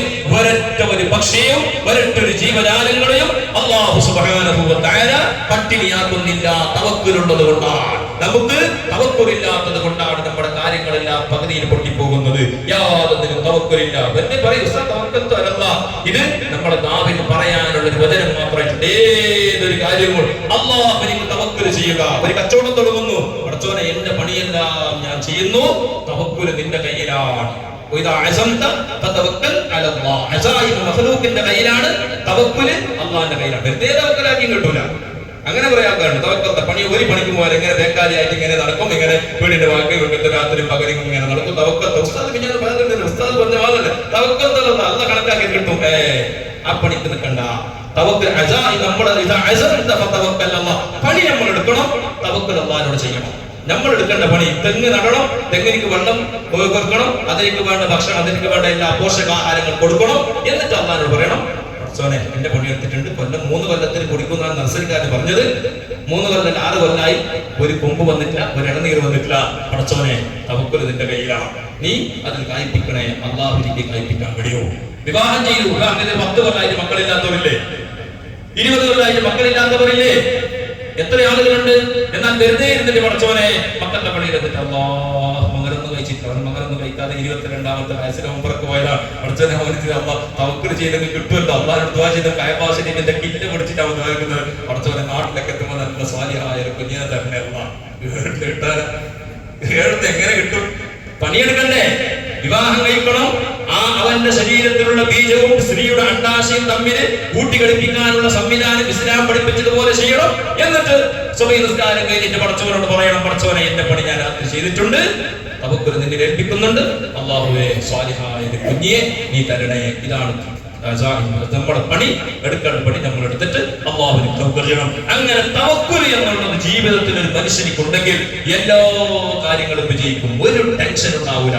ഒന്ന് തവക്കുൽ ഉറപ്പിച്ചു നോക്കും, മനസ്സിൽ ഉറപ്പിച്ചു നോക്കും. തവക്കുൽ അല്ലാഹു കണക്കാക്കിയതേ കിട്ടും എന്നുള്ള അവർ തവക്കുലോട് കൂടിയുള്ളത്.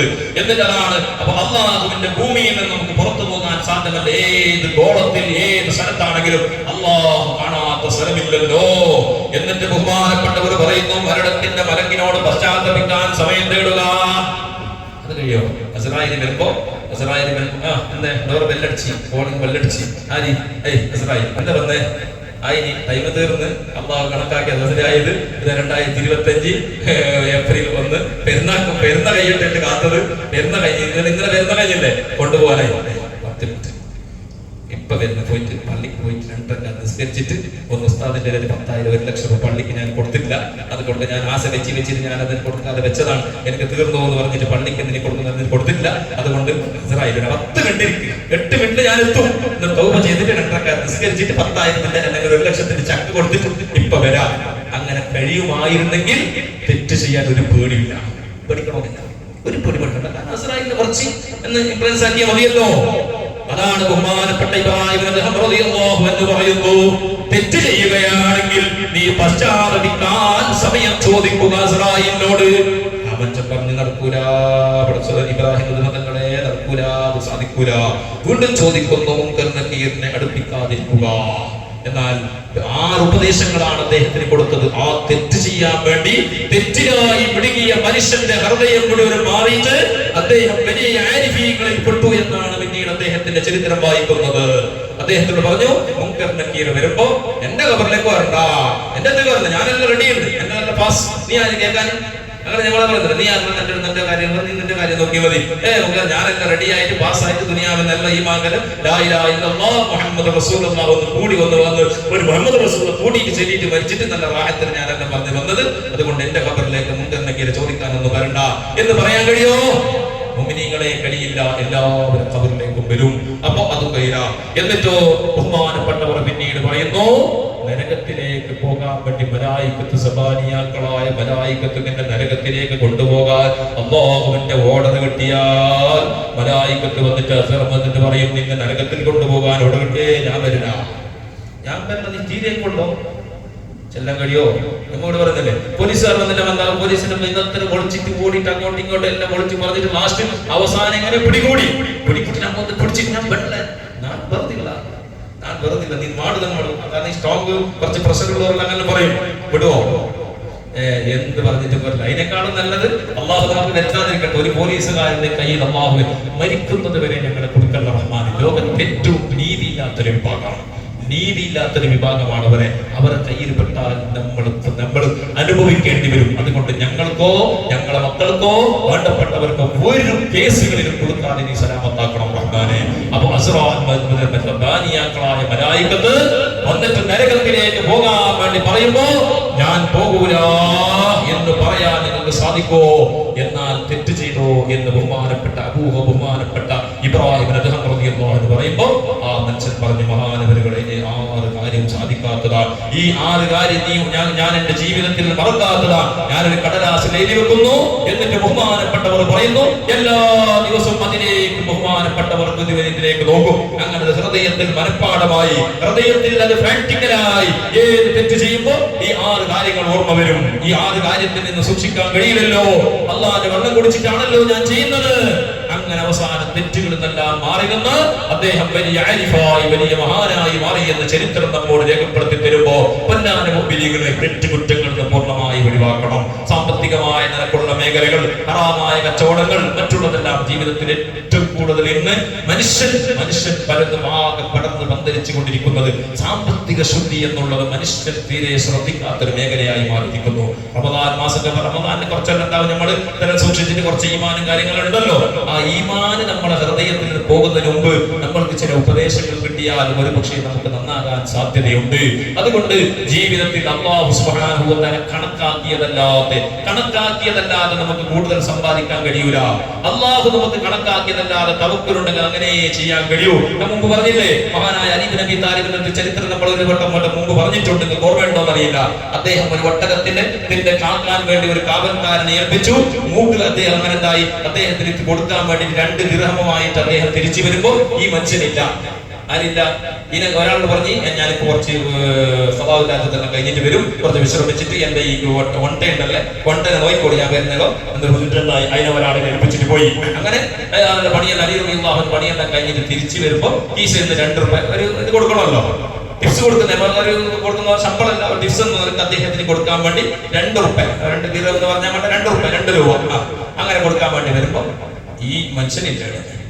ആ മനുഷ്യനെ കാണുന്നില്ല, ഒട്ടകത്തിന്റെ മൂക്ക് കയറുമില്ല, ഈ മനുഷ്യനുമില്ല. ബഹുമാനപ്പെട്ടവർ ആകെ ബേജാറായി, എന്താക്കുന്നത്, ഒന്നും ചെയ്യാൻ കിട്ടുന്നില്ല. അങ്ങനെ ഇയാൾ എന്തായി, ഈ ഒട്ടകത്തിനെ പിടിച്ചിട്ട് നേരെ മാർക്കറ്റിലേക്ക് പോയിട്ട് നോക്കുമ്പോ ഇതേ മനുഷ്യനുണ്ട്. ഈ ഇടിച്ചിട്ട് എടുത്തേരെ വിൽക്കാൻ വേണ്ടി വെച്ചിട്ടുണ്ട്. എത്ര രൂപ? 4 റുപ്പീസ് കൊടുത്തിട്ടായിട്ട് പറഞ്ഞ് എന്നെ കൊടുത്തുണ്ടാ നോക്കൂ, ഒന്നില്ലല്ലേ, ഓക്കെ, ഞാനാണ് ഇതിന്റെ ഉടമസ്ഥൻ, ഞാനാണ് നിന്നെ ഏൽപ്പിച്ചത്, ഞാനാണ് ഇതിന്റെ ഉടമസ്ഥൻ. ഞാൻ നിനക്ക് 2 രൂപ തരാൻ വേണ്ടി വെച്ച പൈസയാണിത്. 2 രൂപ നിനക്ക് തരാൻ വേണ്ടി വെച്ച പൈസയാണ്. നിനക്ക് ഹലാലായ നിനക്ക് 2 രൂപ അള്ള കണക്കാക്കിയിട്ടുണ്ടായിരുന്നു. ഹലാലായ നിനക്ക് നീ ധൃതി കാണിച്ച് അർജന്റാക്കിയിട്ട് എന്റെ വീട്ടിൽ പോയി. അതുകൊണ്ട് നിനക്ക് അത് ഹറാമായ നിനക്കായത്. അത് നീ കട്ടിട്ട് കൊടുത്ത് വിറ്റല്ലേ. എന്നിട്ട് ബഹുമാനപ്പെട്ടവർ പറഞ്ഞു, ഉപദേശങ്ങളെ കൊണ്ട് പറഞ്ഞു, ഞാൻ നിങ്ങൾക്ക് പൊരുത്തപ്പെട്ടിരുന്നു. ഇനി ഇങ്ങനെയുള്ള അജലത്ത് കാണിക്കണ്ട, ധൃതി കാണിക്കണ്ട, അള്ളാഹു കണക്കാക്കിയതേ കിട്ടൂ. മനുഷ്യൻ നന്നായി, സാലിഹ്യങ്ങളോട് കൂടിയ നന്നാവുകയാണ്. സാലിഹ്യങ്ങളായ മനുഷ്യന്മാർക്ക് അങ്ങനെയാണ്. ഒരു സാലിഹായ മനുഷ്യന്റെ ചരിത്രത്തെ അടുത്ത് വായിച്ചു. അദ്ദേഹത്തിന്റെ ചെറുപ്പ് ഒരാള് പള്ളി നിസ്കരിച്ച് വരുമ്പോൾ ചെറുപ്പ് കണ്ടോണ്ടോ ഇപ്പൊ ചെറുപ്പ് പള്ളിന്റെ അടുത്ത് ചെറുപ്പ് കുറെ ബാലൻസ്, പണ്ട് ചെറുപ്പിന്റെ ബാലൻസ്. ഇപ്പൊ കുറച്ച് കഴിയുമ്പോൾ ചെറുപ്പിന് എന്താക്കണം വസ്ത്ര കേൾക്കാൻ വരും. ഞാൻ അങ്ങനെ ചെറുപ്പ് എന്തെന്നറിയുന്നത് കുറെ പള്ളികളിലൊക്കെ ചെറുപ്പ് ബാലൻസ് ആണ്. അപ്പൊ എങ്ങനെ 2 ചെറുപ്പ് വരുന്ന പിന്നെ പോകുമ്പോ മറന്നിട്ട് അങ്ങനത്തെ കാഫിനികളൊന്നും ഉണ്ടാവില്ലല്ലോ. അതെങ്ങനെ ചെറുപ്പ് ബാലൻസ് ആണെന്ന് അറിയില്ല. അങ്ങനെ എന്താ ഈ മനുഷ്യൻ ചെറുപ്പ് കപ്പിട്ടുകൊണ്ടൊക്കെ പോകുന്നുണ്ട്. ബഹുമാനപ്പെട്ടവർ നോക്കുമ്പോ ഇയാളെ ചെറുപ്പിനെ ഈ മനുഷ്യരെടുത്തിട്ട് പറയുന്നുണ്ട്, ഇയാളോട്ട് ഒന്നും കൂടി ഉസാറായിട്ട് പറഞ്ഞു, നിൽക്കുന്നില്ല ചെറുപ്പിനെ ഞാൻ പോകാൻ വന്നതല്ല, അയാൾ പേടിച്ചിട്ട് പിന്നെ പായുന്നെ പറഞ്ഞ് നിനക്ക് ഒരു കാര്യം പറയാനുണ്ട്, ഒന്ന് ജസ്റ്റ് നിന്ന് ഞാൻ നിനക്ക് പൊരുത്തപ്പെട്ട് അത് പറയാൻ വേണ്ടിയിട്ടാണ് നിന്റെ ബാക്കിൽ വന്നേ. എന്തേ കാരണം? എന്റെ എന്റെ കാരണത്തിന് ചെറുപ്പ് കെട്ടിട്ട് നീ നരകത്തിന് പോയെന്താ പേടിയാണ്. സൂക്ഷ്മത. നമ്മള് ചെറുപ്പഘട്ടങ്ങൾ പുതിയ ചെറുപ്പം ഇത് പെരുന്നാല് വിറ്റത്തെ വെള്ളിയാഴ്ച കാട്ടിട്ട് പോയെങ്കിൽ മോന് പറക്കാത്ത മോൻ പറക്കാതെ ഒരേണ്ടല്ലേ പറക്കത്ത് അല്ലേ, മോന് പറക്കത്തല്ല എവിടെയെങ്കിൽ പാതിയിൽ കൊണ്ടുവന്ന് കാട് പൊള്ളിച്ച് പോകുന്നത് ഇങ്ങനെയാണ് നമ്മളെ ചെന്ന. അപ്പൊ അതുകൊണ്ട് അങ്ങനെയായിരുന്നു സ്വാലിഹ്യങ്ങളുടെ ജീവിതം. ബഹുമാനപ്പെട്ട അലി ഇബ്നു അബീ ത്വാലിബ് ഉപദേശിച്ചു, ഏറെ നന്നായി. അലിയുടെ പിന്നാലെ കൂടി അയാൾ നല്ല സ്ഥാനത്തേക്ക് എത്തി. ഇങ്ങനെ എത്രയോ ആളുകൾ. അബൂ ഹനീഫ റളിയല്ലാഹു അൻഹുവിന്റെ അടുക്കൽ ഒരു കള്ളുകുടിയനുണ്ടായി. അപ്പുറത്തെ പല എപ്പോഴും കള്ളു കുടിച്ചിട്ട് വെച്ചു പാട്ടോടനെ. അങ്ങനത്തെ കുറെ ആൾക്കാർ വെറുതെ ഉപദ്രാക്കുന്നവരുണ്ടെന്ന് വെറുതെ ഉപദ്രാക്കുന്നവർ. അത് ചില ആൾക്ക് ചില ഹോബി, ചില ആൾക്ക് മനുഷ്യർക്ക് സഹായിക്കുന്നതൊരു ഹോബി. വിധാനധർമ്മം കൊടുക്കുന്നത് അതൊരു ഹരാണ്, ഒരു ലഹരിയാണ്. ഒരു ചങ്ങായിനോട്, കേരളത്തിന്റെ ഒരു ചങ്ങായി, ആ ചങ്ങായി റമദാനിന് കൊടുക്കാൻ പൈസ ഇല്ലാത്തപ്പോ അദ്ദേഹത്തിന്റെ ലോസായിട്ടപ്പോ അദ്ദേഹത്തിന് അംബസഡർ കാറുണ്ടായി. കുറച്ച് ഒരു 10-20 കൊല്ലം മുമ്പ് അദ്ദേഹം അംബസഡർ കാറിനെ വിറ്റിട്ട് റമദാനിന് 27 പൈസ കൊടുത്ത്. അങ്ങനെ ആൾക്കാർ കൂട്ടത്തിൽ ഞാനും ചോദിച്ചു അദ്ദേഹത്തിനോട്, അള്ളാഹ് ഉള്ള സമയത്ത് നല്ലോണം കൊടുത്തിട്ടില്ലേ, ഇല്ലാത്ത സമയത്ത് കൊടുത്തിട്ട് അങ്ങനത്തെ കുറ്റമൊന്നുമില്ലല്ലോ. അത് നിങ്ങൾക്ക് അറിയാൻ ഉസ്താദേ, കൊടുക്കുന്നത് ഒരു ലഹരിയാണ്. കൊടുത്തിട്ട് ശീലായവർ കൊടുക്കാതെ നിൽക്കാൻ കഴിയില്ല. ഇത് ലഹരിയാണ്. കൊടുക്കാം എന്നുള്ളത് അത് ഭയങ്കര ഒരു ഇൻട്രസ്റ്റ് ആണ്. അതൊരു പ്രത്യേക ഒരു ഇതാണ്. അങ്ങനെ ഓരോരുത്തരും ചിലർക്ക് ഓരോ ലഹരി, ചിലർക്ക് ഉപദ്രവാക്കുന്നതിന്റെ ലഹരി. എത്ര വാദല്ല എൻ മഹനീമാ വന്നിട്ട് വയത് പറഞ്ഞു, മോഹൻ മോന് മോന്റെ പഴയ പണി ഏത് പായ നല്ലത്. ചില ആൾക്കാർ ഇത്ര ഓറന്നുണ്ട്, നോക്കണ്ട പണിയില്ല. ഒമാരൈന ഇല്ലൽ ഒമാരൈന ഇല്ലൽ ബലാഗുൽ മുബീൻ. നിങ്ങളോട് വ്യക്തമായ ബലാഗിയത്ത് മാത്രമാണ്. നന്നാക്കുന്നത് ആരാ? അല്ലാഹുവാണ്. നമ്മളോട് പറഞ്ഞു കൊടുക്കാനുള്ള പണി മാത്രം. ആര് നന്നായിരിക്കും ശരിയായി ഒന്നും നോക്കേണ്ട ഡ്യൂട്ടി നമുക്കില്ല. നമ്മളുടെ ഡ്യൂട്ടി പറഞ്ഞു കൊടുക്കാം, എല്ലാവരുടെയും കിട്ടിയ സമയത്ത് പറഞ്ഞു കൊടുക്കാം. അപ്പൊ അങ്ങനെ അബൂ ഹനീഫ റളിയല്ലാഹു തആല എപ്പോഴും ഉപദ്രവം. അബൂ ഹനീഫ റളിയല്ലാഹു അൻഹു പുരയിൽ വരുന്നിട്ട് പുറത്ത് സിറ്റ് ഔട്ട് ചെയ്തിട്ട് അങ്ങനെ ചോറ് കൊടുക്കും. ഈ കള്ളുകുടിയന്മാർ പാട്ടിലൊക്കെ നല്ല അർത്ഥമുണ്ട്. ഇപ്പത്തെ കള്ളുകുടിയന്മാരല്ല, പണ്ട് കാലത്തെ കള്ളുകുടിയന്മാരൊക്കെ കാവ്യങ്ങളൊക്കെ ഈ അത് തന്നെ എഴുതി വെച്ച ചില പുസ്തകങ്ങളൊക്കെ ഉണ്ട്. അതിപ്പോ കിട്ടില്ല. കുറെ പഴയ ചില ഈ ഷായറം ബൈത്തുകളിലൊക്കെ അതിനൊക്കെ അറിയും. അതിനൊക്കെ ചില അങ്ങനെയുള്ള ആളുകളൊക്കെ പാടിയതൊക്കെ ചില ഇതൊക്കെ ഉദാഹരണത്തിനൊക്കെ കൊടുത്തിട്ട് കാണും. അപ്പൊ അങ്ങനെ ഭയങ്കര ഹരാണ്. ഇതിങ്ങനെ പറഞ്ഞു കൊടുക്കും. അങ്ങനെ ഒരു ദിവസമായി ഒരു ദിവസം ഈ മനുഷ്യന്റെ പാട്ട് കേൾക്കുന്നില്ല. 2 ദിവസമായി 3 ദിവസമായി ഇല്ല, ഈ മനുഷ്യനില്ല. അങ്ങനെ നല്ല പോയിട്ട് അപ്പത്തെ പൊരക്കാരത്തിനോട് ചോദിച്ചു, എവിടെ പോയി കഴിഞ്ഞ തീർന്ന കഥ കഴിഞ്ഞിട്ടില്ല. മിസ് അറിയോ, കൂഫന്ന് പോലീസുകാർ പിടിച്ചിട്ട് അറസ്റ്റാക്കി. ഞാനങ്ങനെ എന്ത് പറയും, അൽഹംദുലില്ലാ ബദ്രീകളുടെ പേരിൽ ഞാൻ 3 യാസീൻ നിറച്ചാക്കിയിട്ടുണ്ടായി. എന്റെ പൊരുത്തക്കേട് കൊണ്ട് അൽഹംദുലില്ലാ നാട്ടിലെല്ലാവരോടും പറയും, എന്നെ ഉപദ്രവാക്കിയെന്നും ജയിലിൽ പോയിട്ട് പോലീസിനെ പിടിച്ചിട്ട് ഞമ്മക്ക് കഴിഞ്ഞില്ലെങ്കിൽ വേറെ രാഷ്ട്രീയക്കാരനെ പിടിച്ചിട്ട് ഇപ്പോഴത്തേക്ക് നല്ല കൂടുതൽ എത്തിയോ. അബൂ ഹനീഫ റളിയല്ലാഹു അൻഹു ബേജാറായി, ആകെ സങ്കടമായി. അവർ ദീനെന്ന് പറഞ്ഞാൽ അവരെന്നെ, ദീനെന്ന് പറഞ്ഞാൽ അവരുടെ ജീവിതം തന്നെ. അത് കണ്ടിട്ടാണ് ജനങ്ങൾ ഇസ്ലാമിലേക്ക് വന്നത്. മഹാനായ അബൂ ഹനീഫ റളിയല്ലാഹു അൻഹു പിറ്റേ ദിവസം സുബഹിസ്കാരം കഴിഞ്ഞ് നേരെ കൂഫന്റെ അങ്ങാടിയിൽ നടന്നു പോകുന്നു. പോലീസ് സ്റ്റേഷനിലേക്ക് എത്തി. പോലീസുകാർ ആകെ എല്ലാം വിളിച്ചു നിന്നിട്ട് അബൂ ഹനീഫ റളിയല്ലാഹു അൻഹു സ്വീകരിച്ച് വ്യക്തമാക്കി, അബൂ ഹനീഫ റളിയല്ലാഹു അൻഹു സ്റ്റേഷനിലേക്ക് വരാം. ഒരു രാഷ്ട്രീയക്കാരന്റെ പിന്നിലും പോകാത്ത മഹാൻ അബൂ ഹനീഫത്തുൽ ഖൂഫി റളിയല്ലാഹു അൻഹു എന്താണ് സംഭവം എന്ന് പറഞ്ഞിട്ട് ബഹുമാനപ്പെട്ടവർ എഴുതിട്ട് ഭയങ്കര ഇതാക്കിയിട്ട് വിരിക്കേണ്ടവരുടെ സ്ഥാനങ്ങളൊക്കെ കൊടുത്ത് എന്നിട്ട് പറഞ്ഞ്, ഞാൻ വന്നത് എന്തെന്നറിയോ, വേറൊന്നും പറയാൻ വന്നതല്ല. എന്റെ നരകരന്റെ എന്റെ അയൽവാസിയായ ഒരു മനുഷ്യൻ കള്ളു കുടിച്ചിട്ട് ലെഗ് കെട്ടിട്ട് രാത്രിയിൽ ടൗണിൽ പാട്ട് പാടി ഉപദ്രാക്കിയതിന്റെ പേരില് അയാളെ നിങ്ങൾ അറസ്റ്റ് ആക്കിയിട്ടുണ്ട്, ഉള്ളിലുണ്ട് എന്ന ന്യൂസ് കേട്ടിട്ടുണ്ട്. എന്റെ അയൽവാസി ജയിലുണ്ടാകുമ്പോ അത് മോചിപ്പിക്കേണ്ടത് എന്റെ കടമയാണ് എന്നിട്ട് പറഞ്ഞു, ഞാൻ സാക്ഷി. അവർ അദ്ദേഹത്തോട് സംസാരിച്ചിട്ട് അവിടെ പോയിട്ട് കൂട്ടിൽ പോയിട്ട് ഞാൻ നിങ്ങൾക്ക് സാക്ഷി നിൽക്കടേ, നീ നാളെ പിന്നെ ശരിയാവാ, എന്നും അത് ശരിയാക്കി ഞാൻ എന്ന് തന്നെ വിട്ട വെറുതെ ഇങ്ങനൊന്നും പറഞ്ഞിട്ടില്ല, ഒന്നും അവനെ കണ്ടിട്ടേ ഇല്ല. ഞമ്മങ്ങനെ ശരിയാവല്ലേ, ഇതായാലും നല്ലതല്ല, 100 രൂപ നല്ലതല്ല, ഇതായെങ്കിലും ഞാൻ ഡബിൾ കേസ് നിന്നിലേക്കൂടെ ഇങ്ങനൊന്നും പറയാൻ നിന്നില്ല. ബഹുമാനപ്പെട്ടവർ പറഞ്ഞ പോലീസുകാരോട്, അബൂ ഹനീഫ സാക്ഷിയാ, ഞാൻ സാക്ഷി.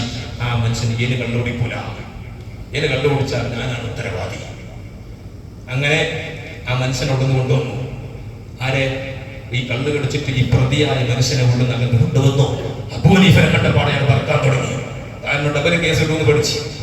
പേടിച്ചിട്ടാകയോ ഇത് ഞാൻ ഒരാഴ്ചയിൽ എങ്ങനെയെങ്കിലും ജാമ്യത്തിന് പോകുമ്പോൾ ഉണ്ടായി.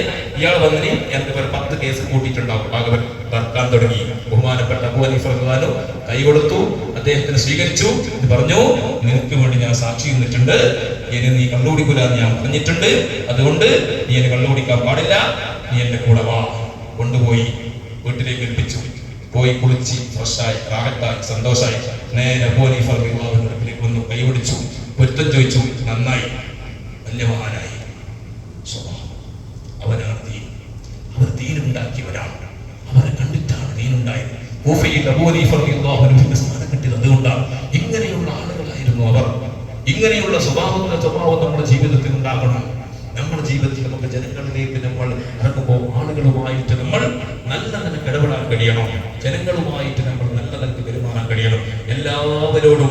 അതുകൊണ്ട് തെറ്റുകുറ്റങ്ങൾ പൂർണ്ണമായി വിട്ടു നിൽക്കണം. ഹറാമുകളിൽ നിന്ന് പൂർണ്ണമായി വെടിവായി നിൽക്കണം. റമദാൻ മാസം എങ്ങനെ റമദാൻ ഉണ്ടാകും നമുക്ക് പറയാൻ കഴിയോ? എത്ര ആളുകൾ കഴിഞ്ഞവർ നമ്മോട് കൂടെ ഉണ്ടായിരുന്നവർ, എത്ര ചെറുപ്പക്കാരുകളാണ് മരിച്ചുപോയത്. എത്രയോ ആളുകൾ ജീവിതത്തിന്റെ ആഗ്രഹങ്ങൾ തീരുന്നതിന് മുമ്പ് ലോകത്തിൽ നിന്ന് വിട പറഞ്ഞ് എത്രയോ മനുഷ്യരുടെ കഥ.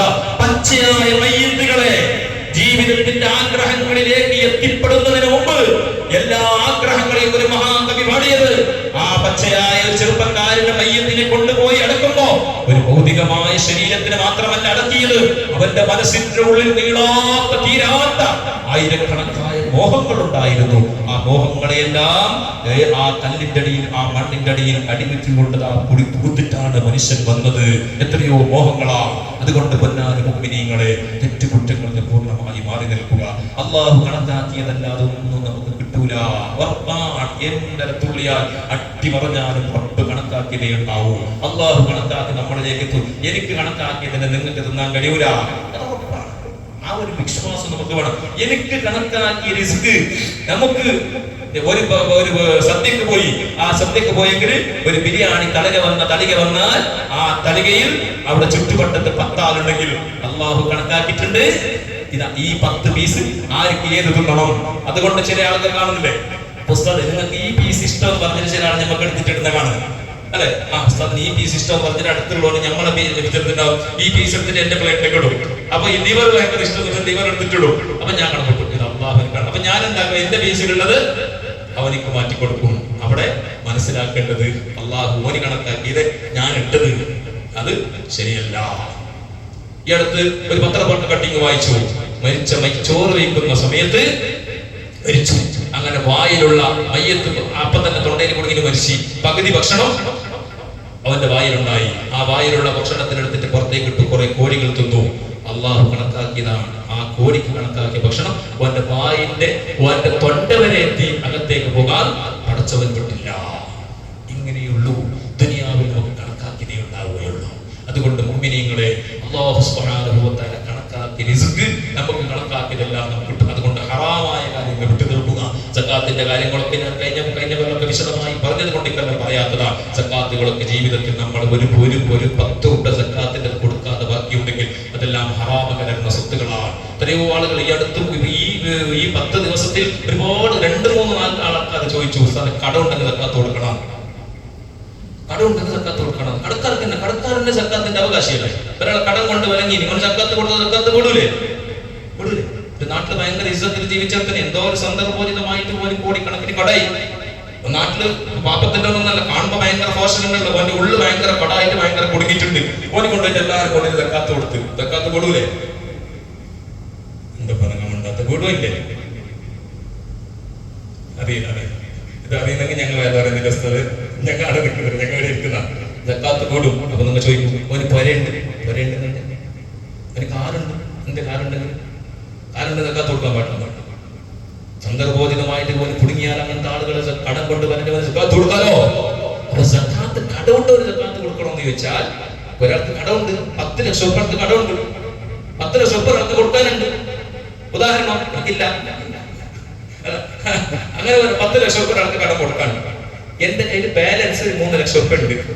ചിലർക്ക് അങ്ങനെ ഉണ്ട്, കടമുണ്ടെങ്കിലും ഇതിനെ വെക്കുന്ന ഒരു ആശ, ഇത് വെച്ചിട്ട് കൊടുക്കാൻ വെച്ചിട്ടുണ്ട്. അതിട്ട് ഒരു പൈസ ഇങ്ങനെ നോക്കുന്നത്. അടുത്തൊരു ചങ്ങായി പറഞ്ഞു, എപ്പോഴും ഈ പൈസ കെട്ടുന്നത് നോക്കിയൊക്കെ ആയിട്ട് അങ്ങനത്തെ കുറേ ഡ്രസ്സ് കൊടുത്തെങ്കിൽ ഡ്രസ്സിനെ നോക്കുന്നത് ഇപ്പോഴൊക്കെ നോക്കുക പെരുന്നാൾക്ക് പിന്നെ ഡ്രസ്സ് എടുത്ത് കൊടുത്തെങ്കിൽ എല്ലോ നാളെ കിടാക്ക് വൈകിട്ട് ഡ്രസ്സ് എടുത്തിട്ട് ഷൂനെ ഇട്ടിട്ട് ചെറുപ്പിട്ട് നോക്കും അല്ലെ? പലരെല്ലാം കാണുന്നില്ലേ? ഇതിനൊക്കെ പോയിട്ട് നോക്കിയിട്ട് ആ തൊട്ടേ നിർത്തി നോക്കിയിട്ട് നോക്കും. അവസാനം ഇത് പെരുന്നാളെന്നാകുമ്പോ ഇതിന്റെ പകുതി അതിന്റെ സ്റ്റൈൽ പോയിട്ടുണ്ടോ? പൈസ ഇങ്ങനെ നോക്കുന്ന ഇതിൽ വെക്കുന്ന ഈ പൈസ ഈ നോട്ടെടുത്തിന് അതൊരു ദുനിയാവിനോടുള്ള ഒരു ഹിർസാണ്. അത് മനുഷ്യനിക്കുള്ളതാണ്. റസൂലുള്ളാഹി ഞങ്ങൾ അതല്ലേ റസൂലുള്ളാഹി സ്വല്ലല്ലാഹു അലൈഹി വസല്ലം ഒരു 2 വര വരച്ചു എന്നാണ്. ആ വര വരച്ചിട്ട് പറഞ്ഞ് ഇത് മനുഷ്യന്റെ ആയുസാണ്. ഒരു വലിയ വര വരച്ച്, വലിയ വരയും ഒരു ചെറിയ വരയും വരച്ച്. എന്നിട്ട് പറഞ്ഞു ഇത് മനുഷ്യന്റെ ആയുസ് വീട്ടോളന്നുള്ള. അപ്പൊ വലിയ വര എന്ത് സ്വഹാബത്ത് ചോദിച്ചു? അത് മനുഷ്യന്റെ ആഗ്രഹം. ആയുസിനേക്കാൾ വലിയ ആഗ്രഹമാണ് അല്ലേ? നമുക്കൊക്കെ ആഗ്രഹമില്ലേ? കുറച്ചവരെ കോടിക്കണക്കിന് ഉറുപ്പന്റേതാക്കിയിട്ട് വലിയ കാറും മുതലാക്കിയിട്ട് ഒരുക്കോ വലിയൊരുക്കോ എന്നൊരു കോടീശ്വരനാണെന്ന് ആഗ്രഹം ഇല്ലാത്ത ആരുമില്ല. കത്തീവിനുണ്ട്, എല്ലാവർക്കും ഉണ്ട്. പക്ഷെ അത് കിട്ടുന്നില്ലാന്ന് മാത്രം കണക്കാക്കിയതേ കിട്ടും. ആഗ്രഹം എല്ലാവർക്കും ഉണ്ട്. ആഗ്രഹം അമിതമാകരുതെന്നാണ്. ആഗ്രഹിക്കാം, ഹലാലായതെല്ലാം ആഗ്രഹിക്കുന്ന മോശമില്ല. പക്ഷെ കിട്ടാതെ ആഗ്രഹിച്ചിട്ട് കാര്യം ഇന്ത്യന്റെ പ്രധാനമന്ത്രിയാണെന്ന് പറഞ്ഞിട്ട് ആഗ്രഹിച്ചിട്ട് നമുക്കാവോ? കിട്ടുന്നതുണ്ടെങ്കിൽ നമുക്ക് എന്താക്കാൻ സമയത്തിന് നമുക്ക് ചെറിയ പറയണ്ട, അതിനെല്ലാം ആഗ്രഹിക്കാം. അപ്പോ കടമുണ്ടെങ്കിൽ ആ 3 ലക്ഷം ഒരു ബാലൻസ് ഉണ്ട്, 10 ലക്ഷം കടം കൊടുക്കാനുണ്ട്. എന്നാൽ 3 ലക്ഷം രൂപ ഒരു കൊല്ലത്തോട് കൊല്ലം നീക്ക് പോക്ക് ബാക്കി. ഇത് പുസ്തകന്മാർ അർത്ഥം വെച്ചെന്ന് അങ്ങനെയാ. കൊല്ലത്തോട് കൊല്ലം നീക്ക് പോക്ക് ബാക്കി എന്ന് പറഞ്ഞാൽ അത് ഒരു ഈ കൊല്ലം ഇന്ന് മാർച്ച് എത്ര? 28 മാർച്ച് 28 ഇന്ന് പൈസ കെട്ടി. അടുത്ത മാർച്ച് 28 ആകുമ്പോ നമ്മള് മാർച്ച് കണക്കല്ല, അറബിക് കണക്കാണ്. നമ്മളില് അതിന് വ്യത്യാസം വരും.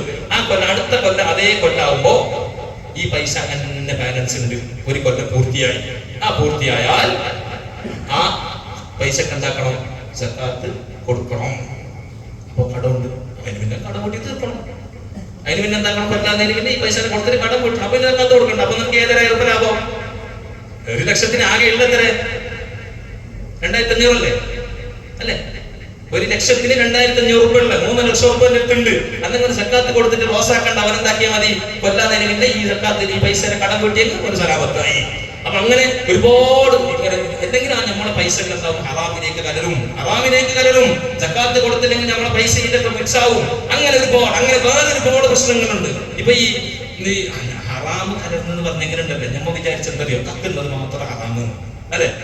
കട്ടത് മാത്രം, പിന്നെ തന്നെ പിടിച്ചു വെച്ചത് മാത്രം ഹറാമ് വരാന് ചെറിയ പണി മതി. എങ്ങനെ? ഉദാഹരണത്തിന് ഉപ്പ മരിച്ചു, അല്ലാഹു ദീർഘായുസ്സ് കൊടുക്കട്ടെ. എല്ലാവരും നമുക്ക് അല്ലാഹു ദീർഘായുസ്സ് തരട്ടെ. ആമീൻ ജോറാക്കി. അല്ലാഹു നമുക്ക് എല്ലാവർക്കും ദീർഘായുസ്സ് ദാവത്തിനായി തരട്ടെ.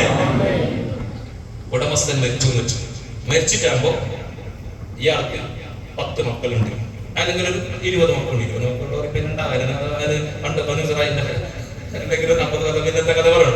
ഏതായാലും 4 മക്കളുണ്ടെന്ന് വെച്ചോ. 4 മക്കളുണ്ട്. ഈ 4 മക്കളുടെ ഉപ്പയാണ് മരിക്കുന്നത്. ഈ മരിക്കലോടുകൂടെ ഈ സ്വത്തിന്റെ അവകാശി ആരായി? മക്കൾ മാത്രയാ? ഭാര്യ, മക്കൾ, അങ്ങനെ അതിന് മക്കളില്ലെങ്കിൽ അതിന് കുറെ അസബക്കാർ, അവകാശികൾ, അതിന് അസബക്കാര കാര്യങ്ങൾ, അതുപോലെ തന്നെ അനന്തരാവകാശികൾ പറയാനത് അത് ക്ലാസ്സിലൊക്കെ പറയേണ്ട വിഷയം. അങ്ങനെ 4 മക്കളുണ്ട്. 4 മക്കള് അതെനിക്കെന്തായി? ആ സ്വത്തിനിക്ക് ഒരേപോലെ 4 ആണ് മക്കളാണെങ്കിൽ 4 മക്കൾ ഒരേപോലെ അവകാശികളായി അല്ലെ? ആ അവകാശികളാകുമ്പോ ആ ഉപ്പാന്റെ സ്വത്ത് എന്ന് പറയാൻ പിന്നെ ഉപ്പ മരിച്ചില്ലേ? ഈ സ്വത്ത് ഉദാഹരണത്തിന് 10 ലക്ഷം രൂപ ഉണ്ട്. ഉപ്പ മരിക്കുമ്പോ 10 ലക്ഷം രൂപ ഉണ്ടെങ്കിൽ അതില് 4 മക്കളെ ഉള്ളൂ എങ്കിൽ ആ മക്കൾ അതിന്റെ പൈസ നേരെ 4 മക്കൾക്ക് അവകാശമായി. അപ്പൊ ഒരുത്തര് വേൺ പോലെ എടുത്തിട്ട് ചെലവാക്കുന്ന, വേൺ പോലെ ഓന് കൈകാര്യം ചെയ്യുന്ന, ഓന് വേണ്ടി പോലെ ഓന്റെ ഇഷ്ടം പോലെ പരിപാടി നടക്കുന്ന, അതാക്കുന്ന, ഇതാക്കുന്ന, പള്ളി കൊടുക്കുന്ന. പറ്റുമോ? പറ്റൂല. പള്ളി കൊടുക്കാൻ പറ്റുമോ? ഉപ്പ മരിച്ചിട്ട് എന്തായി? 4 മക്കളും കൂടാതെ ഒരുത്തനെന്തായി? ഞാൻ ഉപ്പാന്റെ സ്ഥാനത്ത് ഞാൻ വലിയ ഒമ്മത്തോമായി, ഞങ്ങൾക്ക് തന്നെ ഓർമ്മ എന്ന് പറഞ്ഞിട്ട് ഓനെന്തായി? 10 ലക്ഷം 5 ലക്ഷം ഓന് കിട്ടണല്ലേ ഏതാണ്? അങ്ങനത്തെ കുറെ കുട്ടികളുണ്ടാണ്. ഓന് അനിയന് കിട്ടാൻ കാര്യം കിട്ടും. അതിനെക്കൊണ്ട് പള്ളിക്ക് കൊടുക്കുന്നു. ഓന് വേണ്ടി ഓന് ഈ അവകാശം വേണ്ട. അപ്പൊ അങ്ങനെ പള്ളിക്ക് കൊടുക്കാൻ പറ്റുമോ? യതീംഖാനക്ക് കൊടുക്കാൻ പറ്റുമോ? പാവങ്ങൾക്ക് കൊടുക്കാൻ പറ്റുമോ? പറ്റൂല. കൊടുക്കണമെങ്കിൽ എന്ത് വേണം? 4 മക്കളുടെ സമ്മതം വേണം. ഇല്ലെങ്കിൽ എന്തായി? മൂത്തോനെ ഏൽപ്പിച്ച് ഞങ്ങൾക്ക് എല്ലാവർക്കും സമ്മതം, ഞങ്ങൾക്ക് വേണ്ട എത്ര പൈസ ഞങ്ങൾക്കുണ്ട്, അതുകൊണ്ട് ഉപ്പാന്റെ സ്വത്തിനെ എന്ത് നിങ്ങൾക്ക് ദീന്റെ കാര്യത്തിന് ചെലവാക്കാനും ഞങ്ങൾ 4 ഉള്ള മക്കളെല്ലാവരും കൂടി സമ്മതം ഒരാളെ ഏൽപ്പിച്ച് നീ ഇഷ്ടം പോലെ ആക്കിയിട്ട് അതിനെ അള്ള ബന്ധപ്പെടുന്നത് ഉപ്പാക്ക് കൂടി കിട്ടുന്ന കാര്യത്തിൽ നീ ചെലവഴിക്കുമെന്ന് പറഞ്ഞ് ഏൽപ്പിച്ചാൽ അവന് ചെയ്യാം. ഇല്ലെങ്കിൽ ഒരു ഉറുപ്പ എത്രയോ സ്ഥലത്തുണ്ട്, എത്ര സ്ഥലത്ത്. ഇപ്പൊ ഞാൻ എന്റെ അറിയുന്നൊരു സ്ഥലത്തുണ്ട്, ഉപ്പ മരിച്ചിട്ട് ഇയാള് ഈ മോന് വലുതായിട്ട് മോന് പുള്ളിക്ക് മകനായി, മനസ്സിലായോ? ഇയാള് എന്നിട്ട് ഈ ഉപ്പാപ്പാന്റെ സ്വത്ത് അനുമതിയായില്ല. ഇയാള് മരിച്ചു, ഉപ്പ മരിച്ചു, ഉപ്പാന്റെ മക്ക മംഗലം കഴിഞ്ഞിട്ട് മക്കളെ മംഗലം കഴിഞ്ഞിട്ട് ഇപ്പൊ ഓരോരു സ്വത്ത് ഓതി വെച്ചില്ല. ഓരോരുത്തരും ഓന് കിട്ടിയ പോലെ ഓരോരുത്തോട്ട് പോന്നെ, ഓന് കിട്ടിയ പോലെ ഓരോരുത്തർ പോലെ ഇന്ന് 4 തേങ്ങ ഓൻ പറക്കിക്കൊണ്ട് പോന്നെ, ഓനിവിടെ ഉത്സാഹക്കാരായിട്ട് 4 പൊണ്ട ഓൻ പറിച്ചോണ്ട് വന്നിട്ട് കുടിക്കുന്നേ. ഇത് പാടുണ്ടോ? പൊരുത്തപ്പെട്ടില്ലെങ്കിൽ അത് ഹക്കാണ്, അത് ഹക്കാണ്. ഇനി മരിച്ചിട്ടാകുമ്പോൾ എന്തായി? ഉപ്പ മരിച്ചിന് വെച്ചു, ഉപ്പ മരിച്ചിട്ടാകുമ്പോൾ എന്തായി? എല്ലാവരും നാട്ടുകാരും മുഴുവൻ ജമാഅത്തുകാരും എല്ലാവരും വിളിച്ചിട്ട് ബായക്കത്തിന്റെ ദിക്റും ചാമകത്തും എല്ലാം ഇങ്ങനെ ആക്കണം. ആരെ സ്വത്തുനിന്ന്? ഉപ്പാന്റെ സ്വത്തുനിന്ന്. 2 മക്കൾക്ക് സമ്മതമില്ല, എടുക്കാൻ പാടുണ്ടോ? എന്നാൽ ഇവർക്കുള്ള അവകാശം മാത്രം എടുക്കാനല്ലാതെ മൊത്തത്തിൽ ആമായി എടുക്കാൻ പാടില്ല. ഏത് മാത്രം എടുക്കാൻ പറ്റൂ? ആ ഉപ്പാന്റെ കഫൻ തുണിക്ക് വേണ്ടിയിട്ടുള്ള പൈസ, അതുപോലെ ഖബറിന്റെ പൈസ, ആ നിർബന്ധമായ കാര്യങ്ങൾക്കുള്ള പൈസ മാത്രം എടുക്കാൻ പറ്റൂ. ബാക്കി കാര്യങ്ങൾ അപ്പോ അങ്ങനെ ഒരുപാട് ഇവർ ഈ ഓഹരി വെക്കാത്ത സ്വത്തിൽ നിന്നാണെങ്കിൽ കൂട്ടമായിട്ട് ഇരുന്നിട്ട് ഒന്നാകെ ഇരുന്നിട്ട് തിന്നുന്ന കുടിക്കുന്ന ഇന്ന് കണക്കെടുക്കുന്നതിനകന്ന് പറ്റൂല.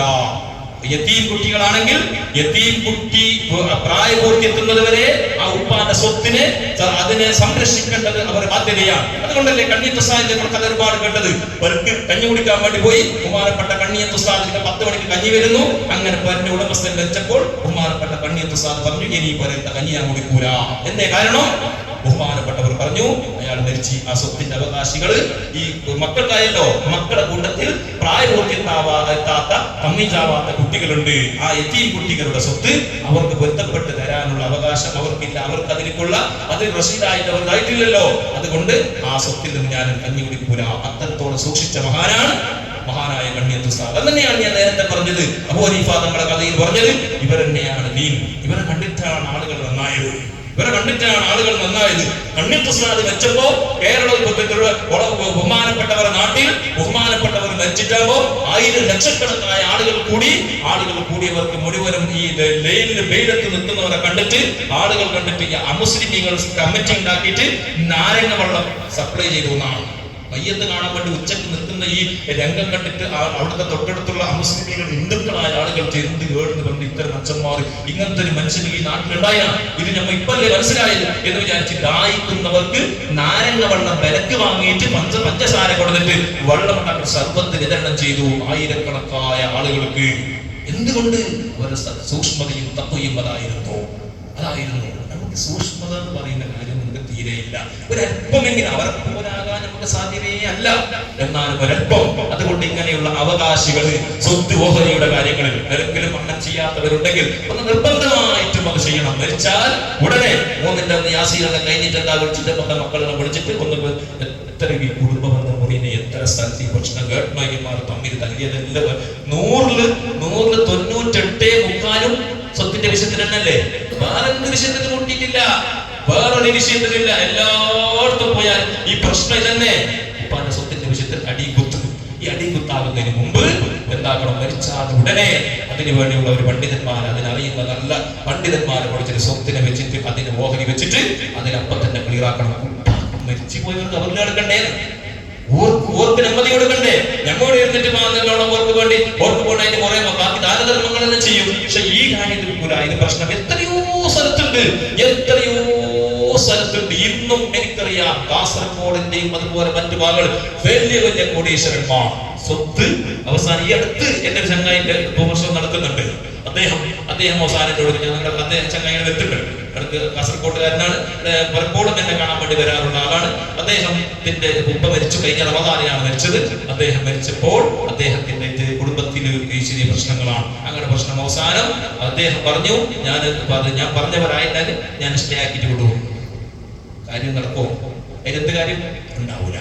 അതിന് കാര്യമില്ല. പിന്നെയും ഒരു പ്രശ്നം രൂക്ഷമാവുകയാണ്. ഇങ്ങനെ അതിനൊക്കെ പരിഹാരങ്ങളുണ്ട് ഇസ്ലാമിൽ. അതുകൊണ്ട് സഹോദരന്മാരെ, ഹറാമായ കാര്യങ്ങളിൽ നിന്ന് പൂർണ്ണമായി വിട്ടു നിൽക്കണം. തെറ്റുകുറ്റങ്ങളിൽ നിന്നെല്ലാം ഒഴിവാക്കണം. നമ്മളെ ഇടപാടുകൾ നന്നാക്കണം. മറ്റുള്ളവരുടെ 10 രൂപ നമുക്ക് വേണ്ട. ഇങ്ങനെ നിയത്താക്കി ഇങ്ങനെ നമ്മൾ സലാമത്തായി. മറ്റുള്ളവർക്ക് നമുക്ക് 10 രൂപ വേണ്ട. പൊരുത്തപ്പെടാത്ത 10 രൂപ എനിക്ക് വേണ്ടേ വേണ്ട. ആ ഒരു നിയത്തിലേക്ക് നമ്മൾ പോകണം. അതുകൊണ്ട് അത്തരം കാര്യങ്ങൾ ശ്രദ്ധിക്കണം. ഞാൻ അവസാനിപ്പിക്കുന്നു. പിന്നെ ഫിത്ർ സക്കാത്തിന്റെ കാര്യം 1-2 കാര്യങ്ങൾ മാത്രം. ഫിത്ർ സക്കാത്ത് എല്ലാവർക്കും അറിയുന്ന വിഷയമാണ് അല്ലെ. കാരണം എന്തിനായി പറയുന്നത്? കാരണം വാട്സപ്പിലൊക്കെ ആകെ ചർച്ചയാണ്. ഇപ്പൊ എന്റെ വരാൻ തുടങ്ങിയില്ല, എത്ര കൊടുക്കണമെന്നുള്ളൂ. ഇത്ര കാലം നമ്മൾ എത്ര കൊടുത്തത്? കുഞ്ഞാക്കാർ ചോദിച്ചാൽ എത്ര കാലം പണ്ട് മുതൽ ഞാൻ കൊടുത്ത് 2,600 അല്ലേ? പണ്ട് നമ്മൾ കൊടുത്തത് 2,600 അല്ലെ? അങ്ങനല്ലേ? പണ്ട് അങ്ങനെയാണ്. ഇപ്പോ പല അഭിപ്രായങ്ങൾ വരുന്നുണ്ട്.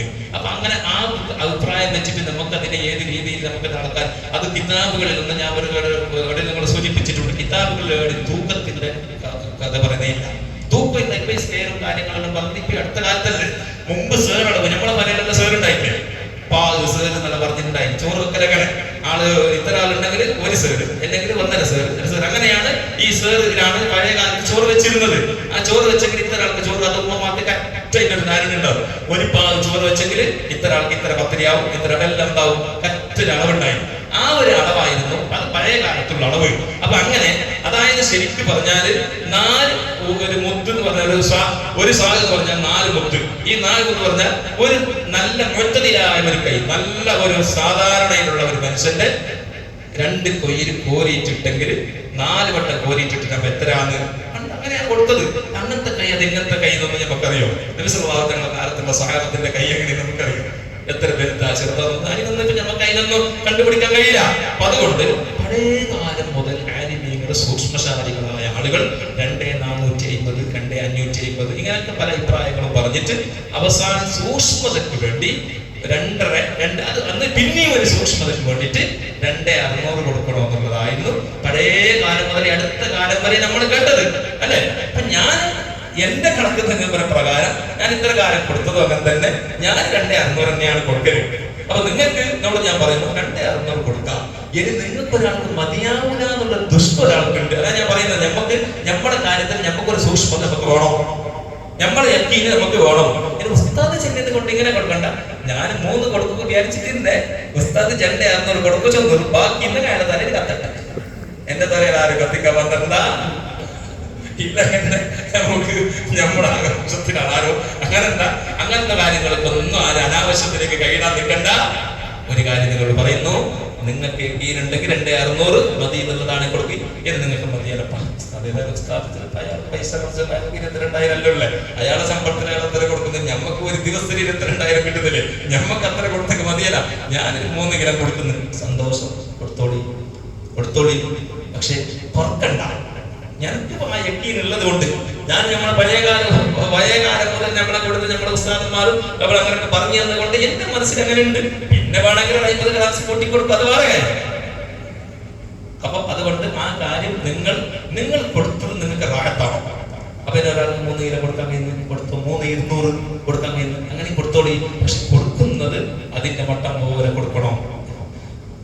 അവന്റെ സിദ്ധരാമയ്യ സർക്കാരിന് ഈ 15 കിലോ തരി അല്ലെ അരി, ഫ്രീ അരി. മുന്നേ എത്ര ഉണ്ടായത് അറിയില്ല, എത്രയുണ്ടായി. ഈ പ്രാവശ്യം 15 കിലോ വിളിച്ചിട്ട് കേൾക്കുന്ന സ്ഥലം അരി വേണം 15 രൂപക്ക് മതി. അപ്പൊ എന്നോട് എത്ര വിളിച്ചിട്ട് ചെല്ലി, ഉസ്താദ് ആരും കൊണ്ടെങ്കിൽ ചെല്ലി കോഴിക്കിടാൻ അരി വേണോ, 15 രൂപ കിട്ടുന്നെങ്കിൽ വേണോ അരി വിൽക്കുന്ന. അപ്പൊ അങ്ങനെ നമുക്ക് ഫ്രീ കിട്ടിയ അരിനെ ആ ഫിത്ർ സക്കാത്ത് പറഞ്ഞിട്ട് 2,600 അല്ലേ 3 എന്റെ കൊടുക്കപ്പ എന്റെ കിട്ടിയ ആരും പറഞ്ഞ കൊടുത്തേ. ഈ മുമ്പായിട്ട് പുത്തൻകൂടെ അരിനെ കൊടുത്തേക്കൊന്നും നിങ്ങളെ ഫിത്ർ സക്കാത്ത് കൂടില്ല. ഫിത്ർ സക്കാത്ത് നല്ല ഞമ്മടെ പോരയിൽ ഞമ്മ വയ്ക്കുന്ന ചോറ്, ഞമ്മ ഡീസന്റ് ആയിട്ട് ഞമ്മളാക്കുന്ന ഞമ്മളെ പോരയിൽ ഞമ്മ വയ്ക്കുന്ന ചോറ് കഴിയുന്നെങ്കിൽ നല്ല ബിരിയാണിന്റെ എന്നെ കൊടുക്കി, നല്ല നെയ്ച്ചോറിന്റെ അരി കൊടുക്കി. ഒരു 50-60 രൂപ കൊടുത്തെങ്കിൽ ചെറിയ ലോക്കൽ നെയ്ച്ചോറിന്റെ അരി കിട്ടുന്നു അല്ലെ? ലോക്കൽ അതായത് കുറച്ചത്തിന്റെ പാവങ്ങൾക്ക് നെയ്ച്ചോറിന്റെ അരി വന്നാൽ അത് നയിക്കാൻ മതിയല്ലോ. അങ്ങനെയെങ്കിലും ഇപ്പൊ പല വീടുകളിൽ ഒരു ചർച്ച ആക്കുന്നത് ഏതായാലും ആനന്ദുണ്ട്, മറ്റു റൈത്ത ബന്ധുണ്ട്, ആ ബന്ധുണ്ട്, റൈത്ത രണ്ടാളുടെ ബന്ധുണ്ട്. കുറച്ചത്തിൻ്റെത് ഞങ്ങൾക്ക് ഒരു 8 ആളുണ്ട്, 8 ആൾക്ക് 10-20 കിലാണ്. ഒരു കുറച്ച് ചർച്ച ആക്കി 30 രൂപ 40 രൂപ കുറയും അല്ലെ? അല്ലെങ്കിൽ ഒരു 100 രൂപ കുറയും. ഈ 100 രൂപ ഇങ്ങനെ എത്ര പൈസ ഉണ്ടാക്കുന്നത്? നിങ്ങൾ എന്താക്കി ഇപ്പൊ 50 രൂപ ആനന്ദരിക്ക് വെച്ചോളി. എന്നാൽ ഒരു നെയ്ച്ചോറിക്ക് ഒരു 80 രൂപ വെച്ചോ. എത്ര കൂടും? 4 ആളുണ്ടെങ്കിൽ എത്ര കൂടുന്നേ? ചെറിയ പൈസ കൊടുന്നേ.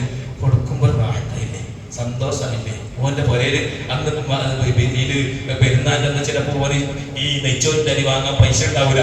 ഓന്റെ പൊരയിൽ രാവിലെ കൊണ്ടുപോകായി അവനെന്താവും, അവൻ നെയ്ച്ചോറ് നല്ല പാകന നെയ്ച്ചോറ് വെച്ചിട്ട് 10 ആള് 100 ആള് ചോറ് വെച്ചിട്ട് പോയി ഇതെല്ലാം കൂലി നമുക്ക് കിട്ടി. അതുകൊണ്ട് നല്ല റാഹത്തോട് കൊടുക്കണം, നമുക്ക് നല്ല സന്തോഷമാകുന്ന രീതിയിൽ അത് കൊണ്ടുപോയിട്ട് കൊടുക്കണം എന്നുള്ളതാണ് നിയമം.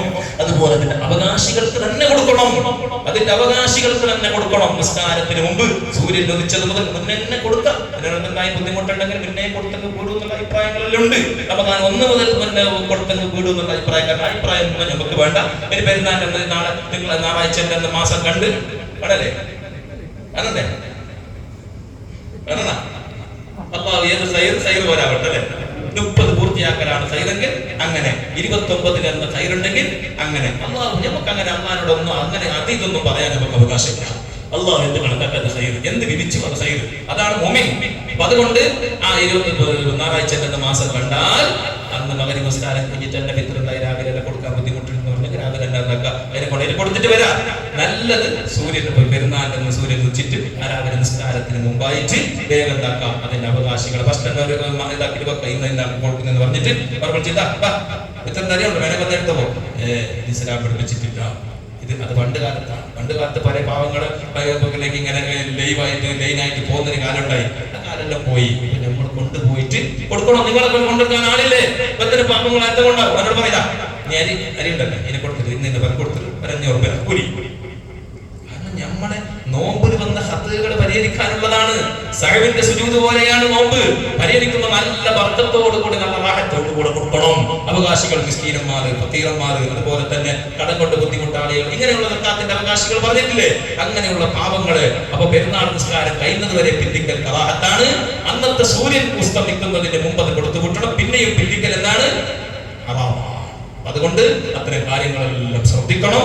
നല്ല അതിൻ്റെതായിരിക്കുന്ന കാര്യങ്ങൾ ശ്രദ്ധിക്കണം. ആരും കാത്തു കൊടുക്കാതെ ബാക്കിയാകരുത്. അതുപോലെ തന്നെ അവസാന ഭാഗമാണ് ഇൻഷാ അല്ലാഹ് നമ്മൾ നിർത്തുന്നു. ഞായറാഴ്ചയോടുകൂടി ഇൻഷാ അല്ലാഹ് ഏകദേശം 99% ഞായറാഴ്ച തന്നെ കരുന്നാവൂന്ന് പറഞ്ഞിട്ട് കേൾക്കുന്ന ആൾക്കാർ വരെ നമ്മളെ കൂട്ടത്തിലുണ്ട്. പിന്നെ ഞാൻ എന്ത് പറയാൻ, ഞായറാഴ്ച ആയ ദിവസം അതെ ഞാൻ പറഞ്ഞല്ലേ ആയിട്ട് മാസം കണ്ട ആയിക്കോ ആക്കാലോ, അതിനെന്ത് പ്രശ്നമല്ലേ. മാസം കണ്ട് അപ്പൊ എന്താക്കുന്ന 28 ഒന്ന് ഓഫർ കിട്ടി. അങ്ങനൊന്നും ഓഫർ ഓടുന്ന അതല്ല ഇസ്ലാം. 29 അത് കാദിമാരുടെ പ്രശ്നം. ഞാൻ നേരത്തെ പറഞ്ഞില്ല, അത് കാദിമാരുടെ തലയിൽ ഓരോ വെട്ടുത്തരം ഞാൻ അങ്ങനെ നോക്കുന്നില്ല. ഖബറിലേക്ക് എത്തുമ്പോ എന്ത് 2025 നോമ്പ് 28 നോക്കിനെ 29 പെരുന്നാക്കിനല്ലേ. ഞാനല്ല, ഞാൻ കത്തിക്ക് ശരിയായിട്ടില്ല. അതുകൊണ്ട് കത്തികളെടുക്കേ വിളിപ്പിക്കാതെ ചിലപ്പോ ഞമ്മ വെച്ചിട്ട് മുന്നേ വെച്ചിട്ടുണ്ടാവും. ഞമ്മളെത്തേക്ക് വരുമോ ഏക്കും ഒരാഴ്ച പറഞ്ഞു തന്നിട്ടില്ലേ, അസനെ പറഞ്ഞു തന്നിട്ടില്ലേ, പറഞ്ഞു തന്നെ അതിന് ഞാൻ ഉണ്ടായെങ്കിലേ. ഞാൻ ഇയാള് പറയണു ഞാൻ എന്റെ കൂട്ടിലേക്ക് എത്തിയിട്ടായി. ഇയാള് പറഞ്ഞു തന്നെ ഇയാള് വേറെ പറഞ്ഞു ഞാൻ എന്റെ കൂട്ടിൽ ഇരുന്നിട്ട് ഞാൻ ദൈവത്തിന്റെ കട്ടയ്ക്ക് ഞാൻ എത്തിയിട്ടായി. അപ്പൊ 2-4 കിട്ടും. എന്റെ നോബൽ ചോറിക്കാനുണ്ടായിരുന്നു. അപ്പൊ അരമണിക്കൂർ ഇരിക്കാനായില്ലേ കിട്ടും. 4 അമ്മ നിന്നിട്ട് അവട്ടിക്കും. അതുകൊണ്ട് ജാഗ്രത ആക്കണം.